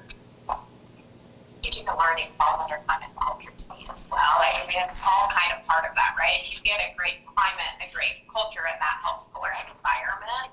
But I also believe that teaching and learning is so important that it deserves to be called out separately. So we had it.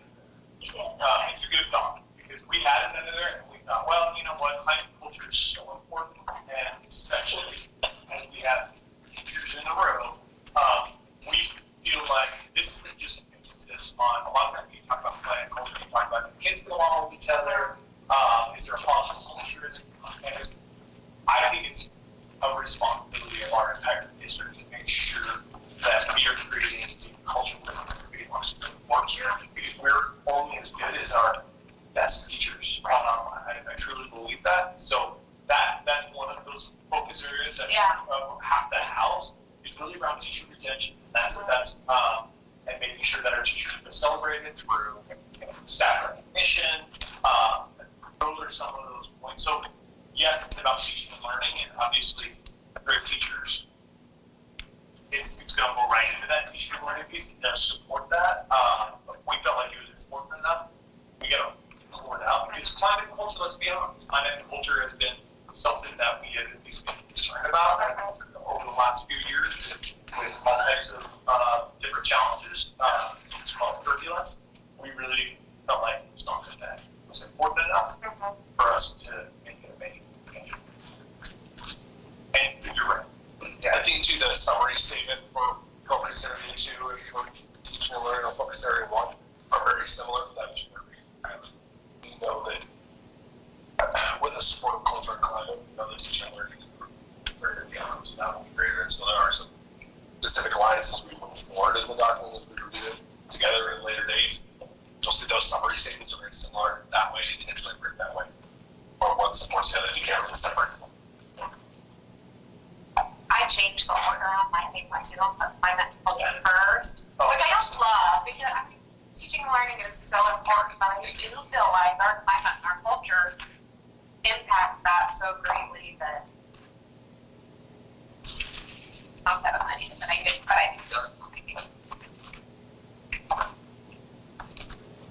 And once we put it design to it, we'll be able to make it so we can move things around and say, oh, we get this one version. Yeah. That's easy. Okay, so I think that I so appreciate all the work. It's very hard. And as you mentioned, the hours and hours and hours and hours that received it. So I'm hesitant to do anything that would detract from that. And I say it with a tremendous amount of respect for all the work I've done today, but I still feel obligated to sort of say that well, let's just focus in on one thing. So we just had a really good statement on climate culture, how important it is, how it's so central to the success of the district. I completely agree. But unfortunately, none of those words that you said are aligned to speak with you. If it's going to be taking time to write, and we are going to follow it, I do recommend you take the time to write it, that you should follow it, right? This talks about safety, right? Emotional and intellectual safety and physical safety. And that strikes me as a really small piece of the culture. Not the West Ada way, you know, it doesn't talk about some of the greater accomplishments that we have. What makes this such an awesome place to work? What makes it such an amazing place to send your kids?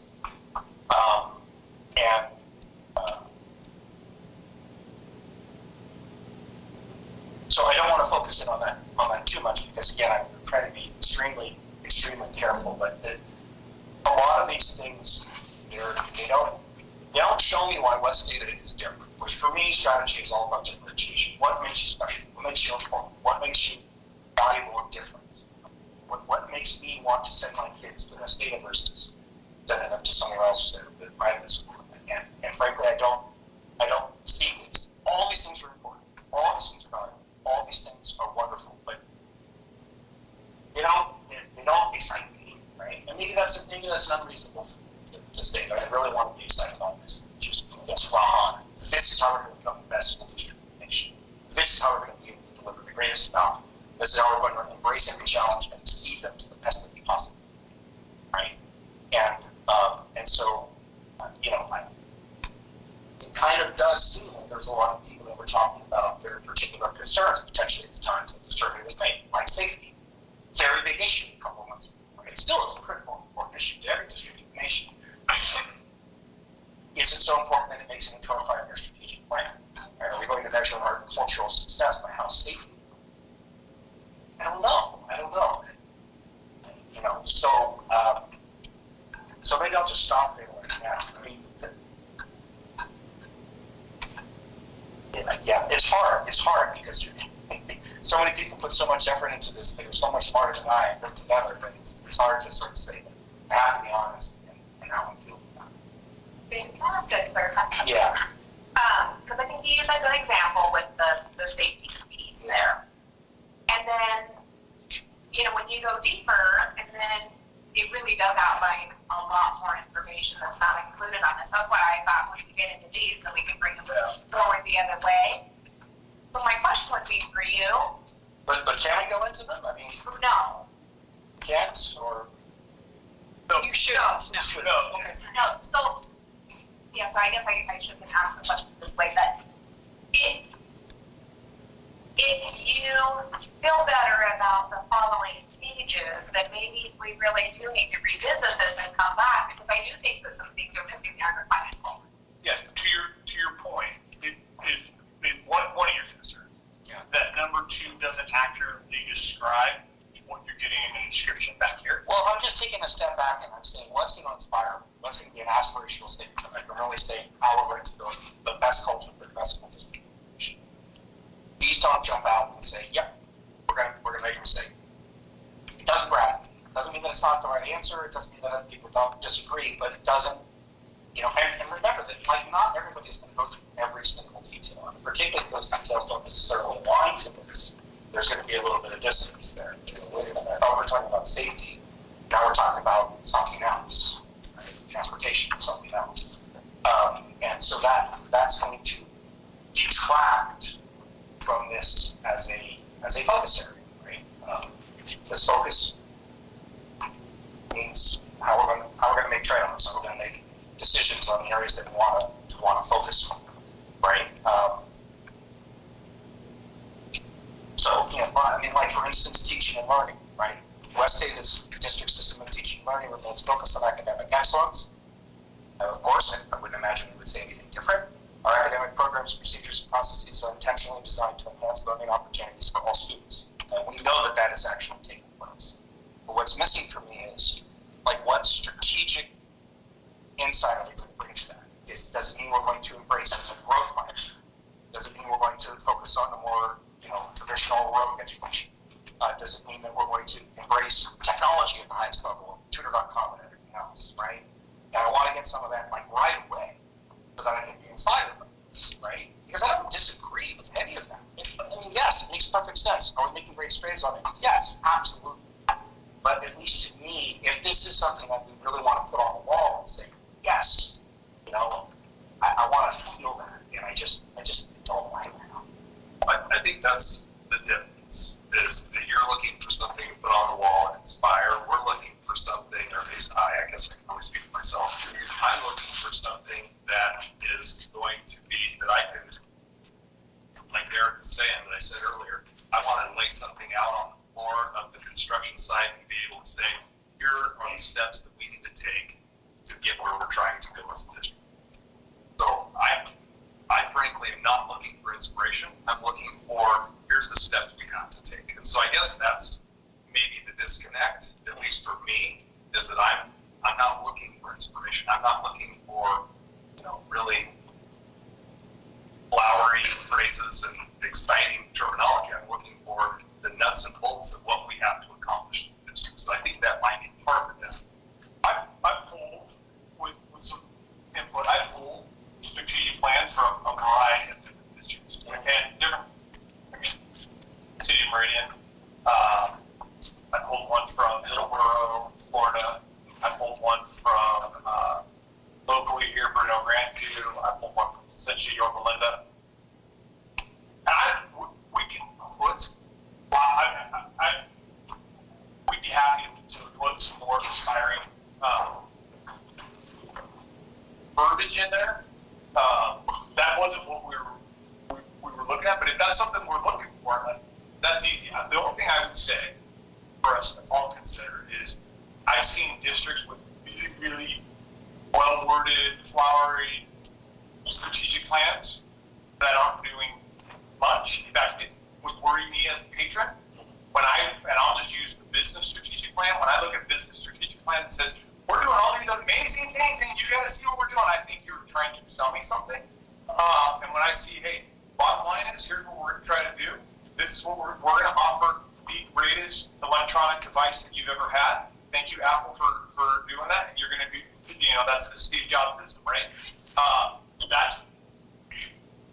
That makes me feel like, oh, okay, well, how are you going to do that? Let's talk about that. But if the will of the board is, hey, yeah, it's different. What are we trying to access, right? If we're trying to tell community members, listen, this is where we're at. If we're relying on the strategic plan to tell our story, then you're right. 100%. We should put some different things in there. If we're trying to use the strategic plan as kind of a roadmap, then it's a little bit of a different conversation. Yeah, well, so I think that the best is when I don't think it's necessarily mutually exclusive. The best are the ones who accomplish both. Your tactical and operational goals aligned to your strategic objectives. But the strategic objective is the high level. And sometimes they can be very academic and very, Dilbert mission generator statements, like grant you. So it's not necessarily the content in terms of flowery language and prose and fancy language. It's really more about what is the real crystal thing that we are trying to accomplish, and how does that set us apart, and how does that become a raison d'etre of the West State School District. And so that's why when I'm looking at these as these focus areas, I do think that climate and culture is absolutely central. It's one of the things that I focus on. That to me really means, for me, it's really focused on the educators, right? And the administration. The climate and culture for me is more of a work culture than a learning culture. So this is where Renee and I may differ a little bit in the sense that I don't put teaching and learning into that, because the way that I read culture and climate, and this was actually reinforced in the school board conference and some of the sessions, that really meant more of the professional context. At least that's how it was conveyed to me. And so that really gets into how do we make our educators, how do we get them embracing all this PPE, how do we get them to become better, how do we retain them, how do we get more of them in, how do we so anyway, and yeah. So are you wanting that on this page under here? Because we're not talking about the other page, but it does get that on the other page. So I just read this number 2. All I did is you get something different. Again, it's kind of hard when you can't refer to what's back, what comes next. But all I see is safety, safety, safety, safety, safety. So maybe there's something. So you'd like us to add some of those other key points? No, maybe not add, but what is the differentiator that makes West Ada allow it to accomplish its mission with preparing today's students for tomorrow's challenges, right? How does it tie into that mission statement? So the 6,000 people that helped with this, I would assume this was a focus that they had with state. Is that accurate? So I guess I would answer that with that. That's what the population wants, is to hear that their kids will be safe as part of that. I think the other thing to keep in mind is that all of these things, conferences, facilities, operations, transportation, they all came from those groups and those, the will of people. We tried to take them and combine them in a way that made sense, and that is where your focus areas came from, right? So basically building it back. So that might be part of it, of the disconnect for you, is we basically took all these ideas and tried to group them where they made sense. So when you look at teaching and learning, we grouped all of the stuff that was related to academics, teaching, learning, into those categories.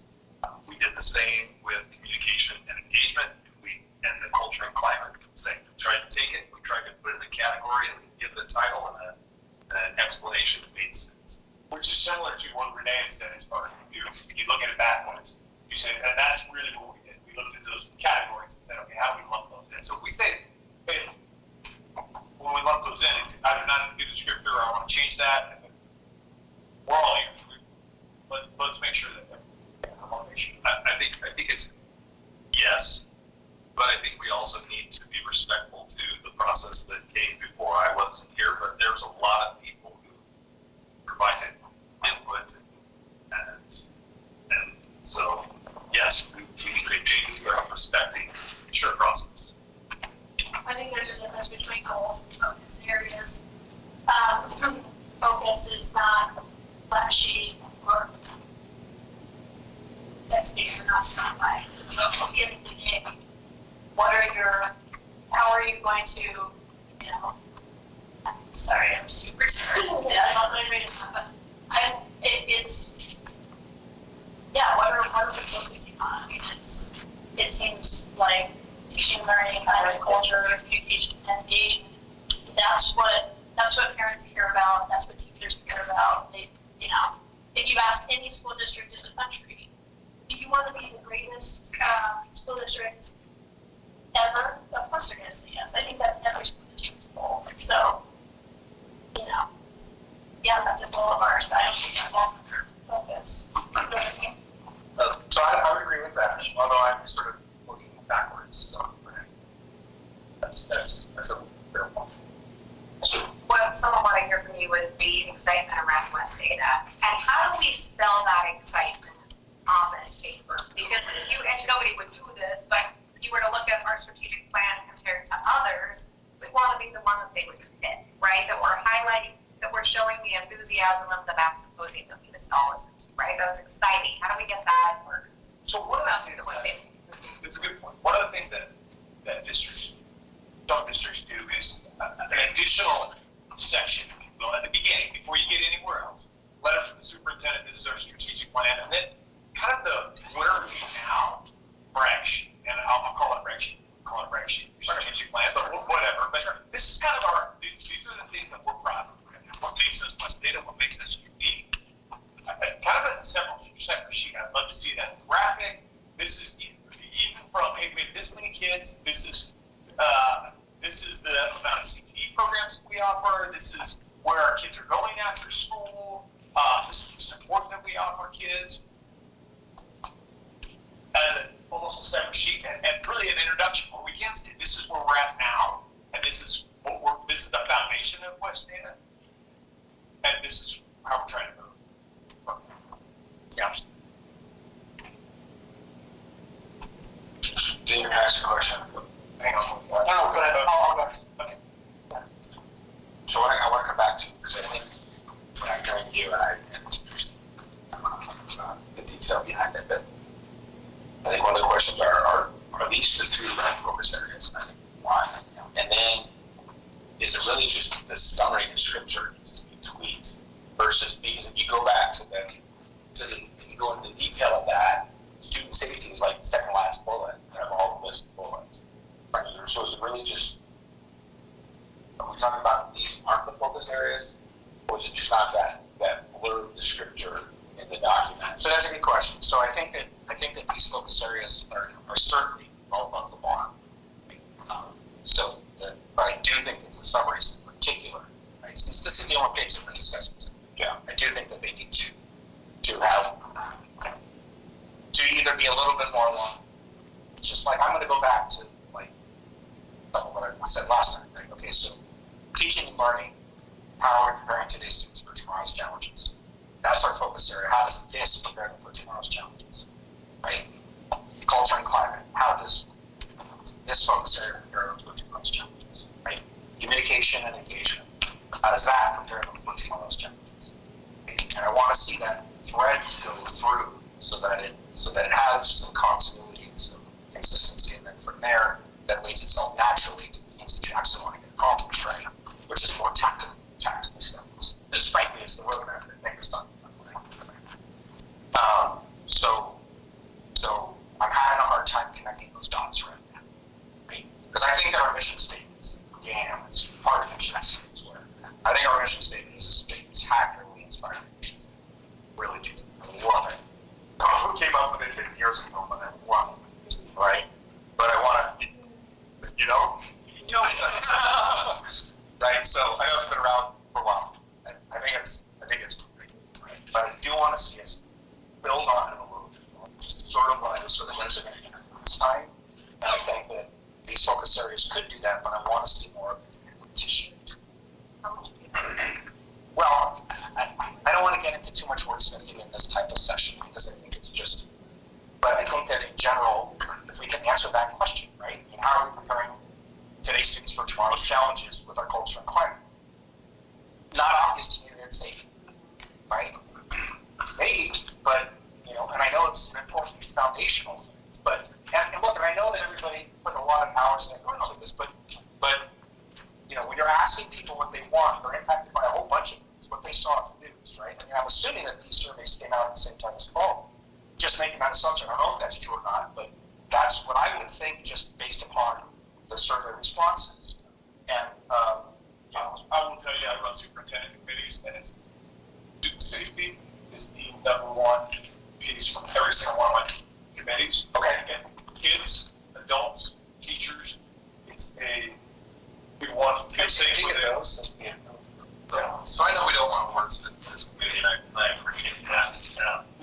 sorry. Yeah, almost thinking that. I just want to get. Yeah, Trustee sure. Yeah. I just have a quick question. So these 3 focus areas, is it correct to assume that that's 3 different committees that were assigned to? So is that 3 different groups of people? a survey went out, and you can interject as well, and then based on that survey, there was the opportunity to participate in focus groups. Parents could participate, different teams of staff members were involved in that, and students were involved in that. And then a steering committee was also involved, and they had different input in identifying the factors that went into focus areas, and then that ultimately came back to administration for ultimate review. And now it's in your hands. Okay, so they weren't 3 different groups, or they weren't? There were multiple groups. Multiple groups that had the consistent feedback. Okay, so right. So if I could speak to, I think what he's kind of hinting at a little bit, if I could speak, looking over this, I mean, the grammar speaks to what he is essentially saying. I mean, West Ada, for example, is grammatically different in all 3 of these. And so I think that if there was more unifying tone between those 3 goals, I think that would, for me at least, that would unifying tone, because let's be honest, the second one is reflective of our current education times. And you just said that's number 1 thing on superintendent's minds, and that's probably why it's very much an emphasis on safety. So I can understand keeping that in there, but it is inconsistent with the tone of the first and the third question, the first and third bullet point thing. So I think if there was something that was more unifying between those 3, that would stylistic and everything. I don't know that I would answer all the questions, but I think that would just bring them all together, because as it stands now, they're not necessarily like either in tone or, you know what I'm saying. Yeah. So you, if I'm hearing you correctly, I want to make sure I got you. What you're saying is, in our descriptor of climate, because I don't think climate and culture is just us. Right? I do think it's a component of it. When we get to the next section, from a safe point, when we get to the next section, we can talk about the next section.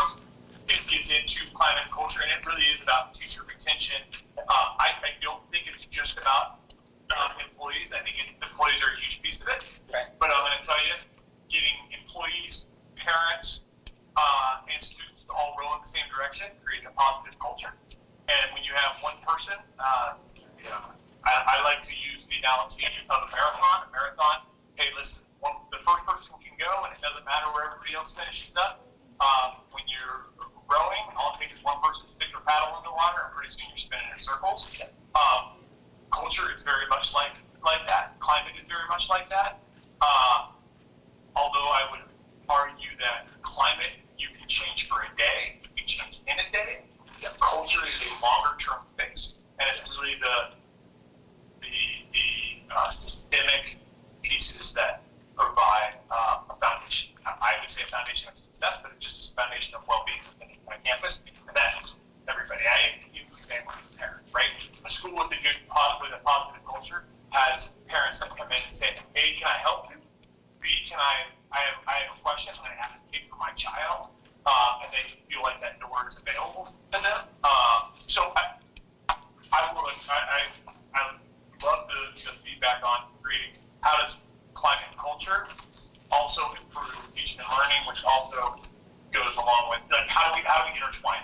You just mentioned how there's a whole environment, a positive learning environment, right? Which I don't necessarily see with all. I mean, it's really safe to be consistent with what it's already stated here. I mean, it is very safe as it is. For me personally, I would love to hear some of that more positiveness in. Positiveness in comments. Wow. No, that's good. 2 cents. Thank you. To Trustee Bachman, yes. On 2, if you reworded it, West Ada School District provides a safe, positive, and collaborative environment for all students, staff, and families. Maybe that matches stylistic more with 1 and 3, and then take out the intellectual, emotional, safety, physical safety bullet points to make it again stylistic. Matching the other 2, and then maybe, I don't know, we're not there, but on the focus area 2, when we break it down, maybe safety should be one of those subcategories on that page to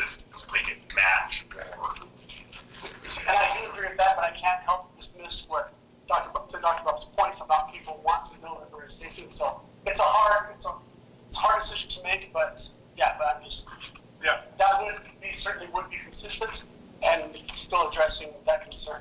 Well, and I will say, I think that, to Mr. Benetti's point, listen, we have to provide safe camps. It is an obligation and a responsibility for us, and I say us, everybody in this room, to make sure that our campus is safe.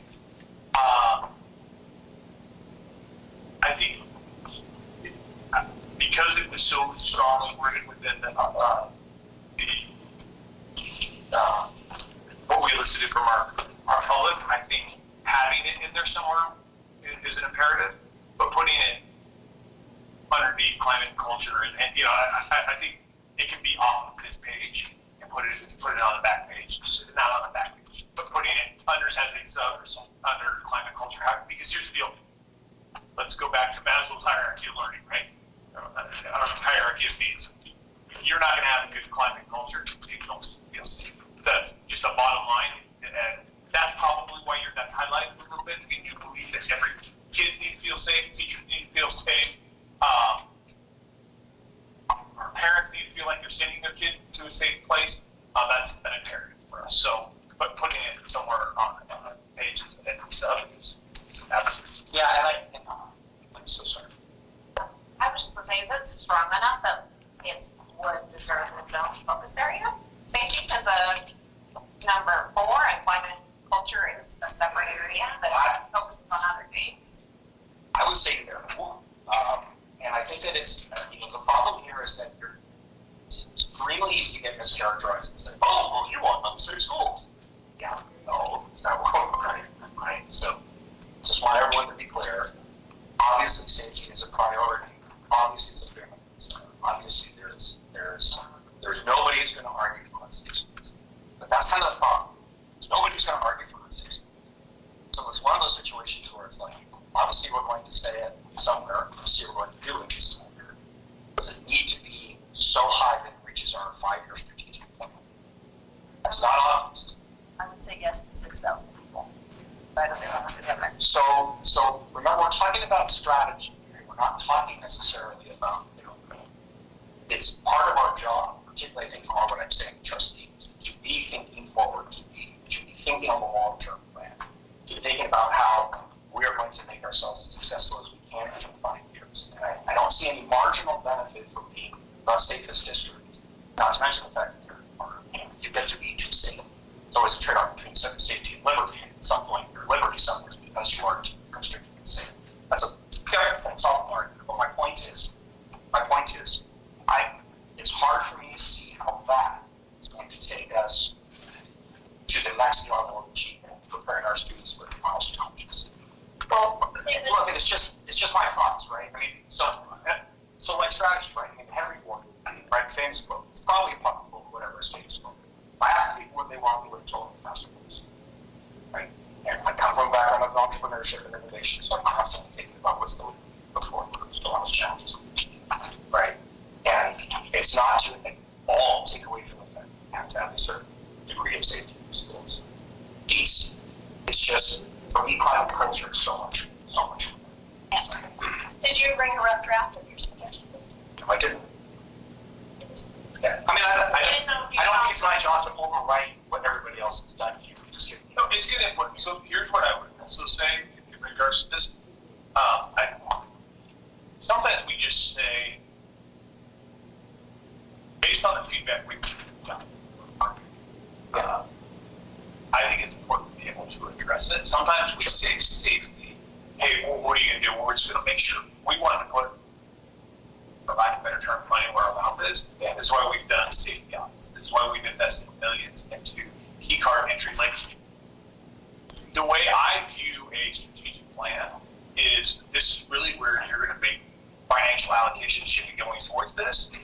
And it doesn't always, your freedom is gone based on, or your liberty is gone based on safety. I don't think anybody's liberty was taken when we did safety audits, and that is the first time we've really gone through and done safety audits and tried to focus that. But when we talk about where do we need more key card entries, like that's a safety issue that we're really trying to focus on what our community wants, and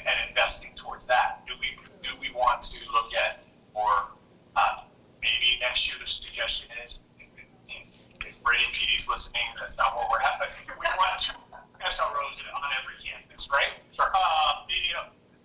And then we come back and we say, well, remember in our strategic plan, we did say this was going to be a big focus of ours. So is this worth making an investment towards that area? And sometimes it is, well, they're in Truth Field. Unfortunately, we don't want to do that. We're going to spend this money on teaching and learning. We recognize that Tutor.com has been this big success, and we want to do that. And those are difficult decisions that we have to make. But I do think that it's unfortunate, sad as it is, I do think safety is a strategic vision. And I don't know that we're ever going to say, I'll leave that out. Yeah, I mean, but it does lend itself to the obvious questions of what you've done. How do you know that you're safe? You know, who measures that? So there are practical considerations for sure.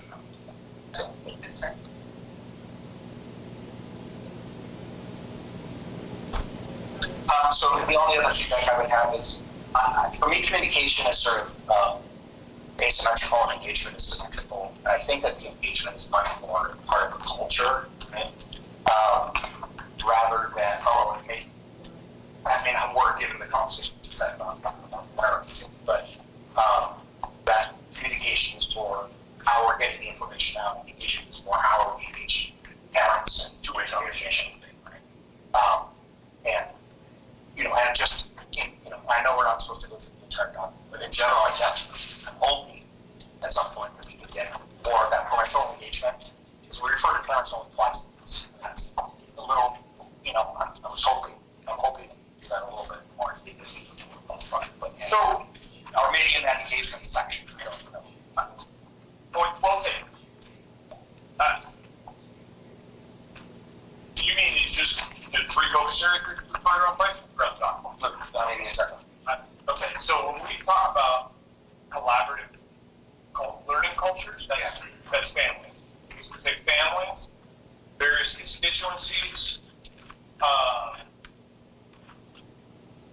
communication with stakeholders to improve learning communication, student learning progress. So this would be like, this is wordsmithing, but just to sort of try to pinpoint, like we proactively engage parents and other constituencies. That to me would be much more powerful than we proactively engage parents. Okay, so that's a minor change, and I don't want to, again, wordsmithing to me is not a good thing to do. No, that's kind of action, one of those things where it's like, we intentionally, generally in education, take out parents, but not everybody. Right. And I have no problem with that. I'm just saying, I would guess that most of the people that spend time in buildings, I don't want anybody to feel like, well, I don't have parents and stuff. That's just something I think people are very sensitive about. Yeah. Not every kid has, for a variety of reasons. Parents are guardians. Or do you stay away from that? I think guardians works. I think, parents / guardians, parents, guardians, and other constituencies. Our intent, just so you know, when we put constituents, is generally speaking, our constituents generally are our parents. It doesn't just mean our parents, because there's obviously constituents that interact with the school district that are not parents, but generally, when we send out a survey, most of the time it's parents that are actively. Again, we'll never shut our door. Patrons is something else that we often plan to use.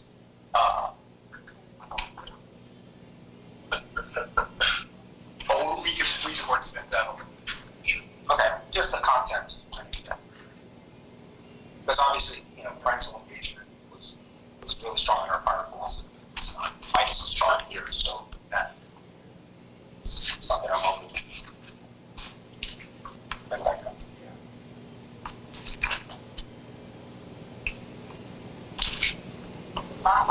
What is the best way for us to move ahead? We're not gonna wordsmith, we're not gonna go through that level of detail. I mean, how do we put this into like a document?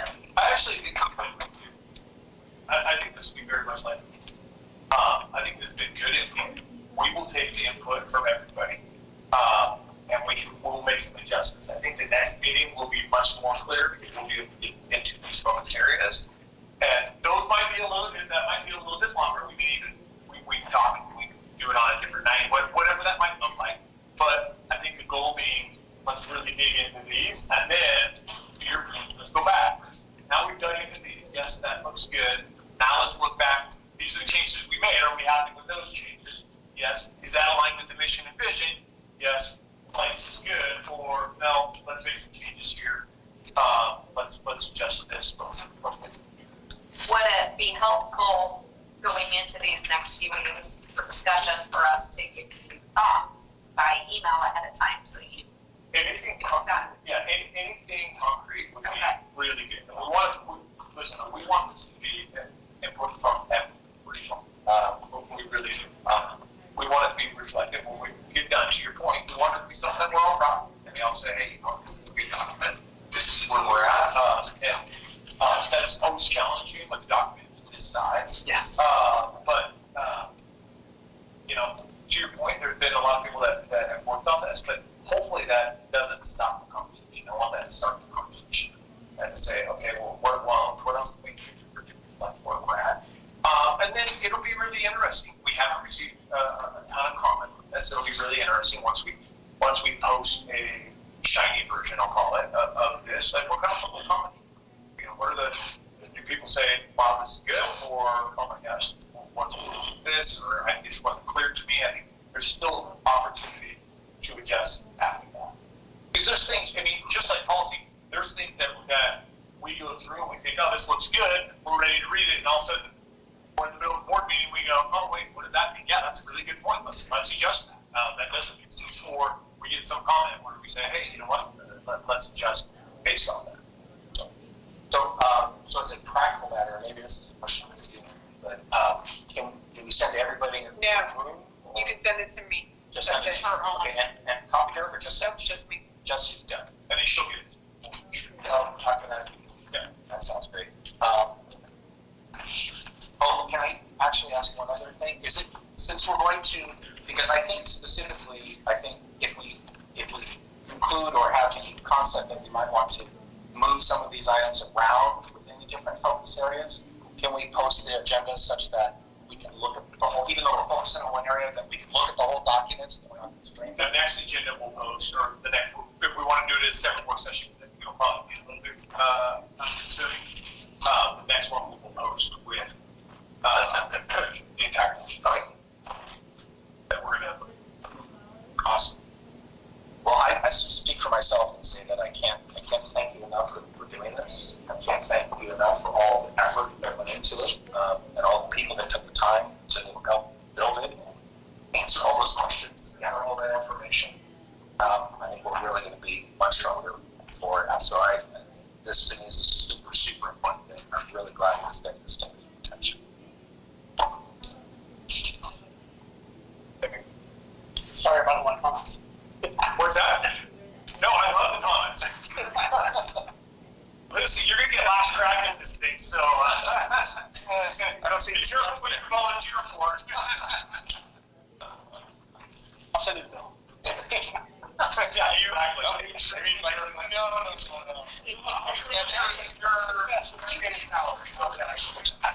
Yes, you're still open. We're still in open session. Oh, that's right. I will take your documents back and you can pass them down and you can adjourn from here and do future agenda items if we like, because that's all that's left on the agenda. Yes. I don't have my gavel. So that You can water bottle. Water bottle. All right. Are there any future agenda items? No, nothing. All right. I'll entertain a motion to adjourn. Motion to adjourn. Second. All in favor, please say aye. Aye.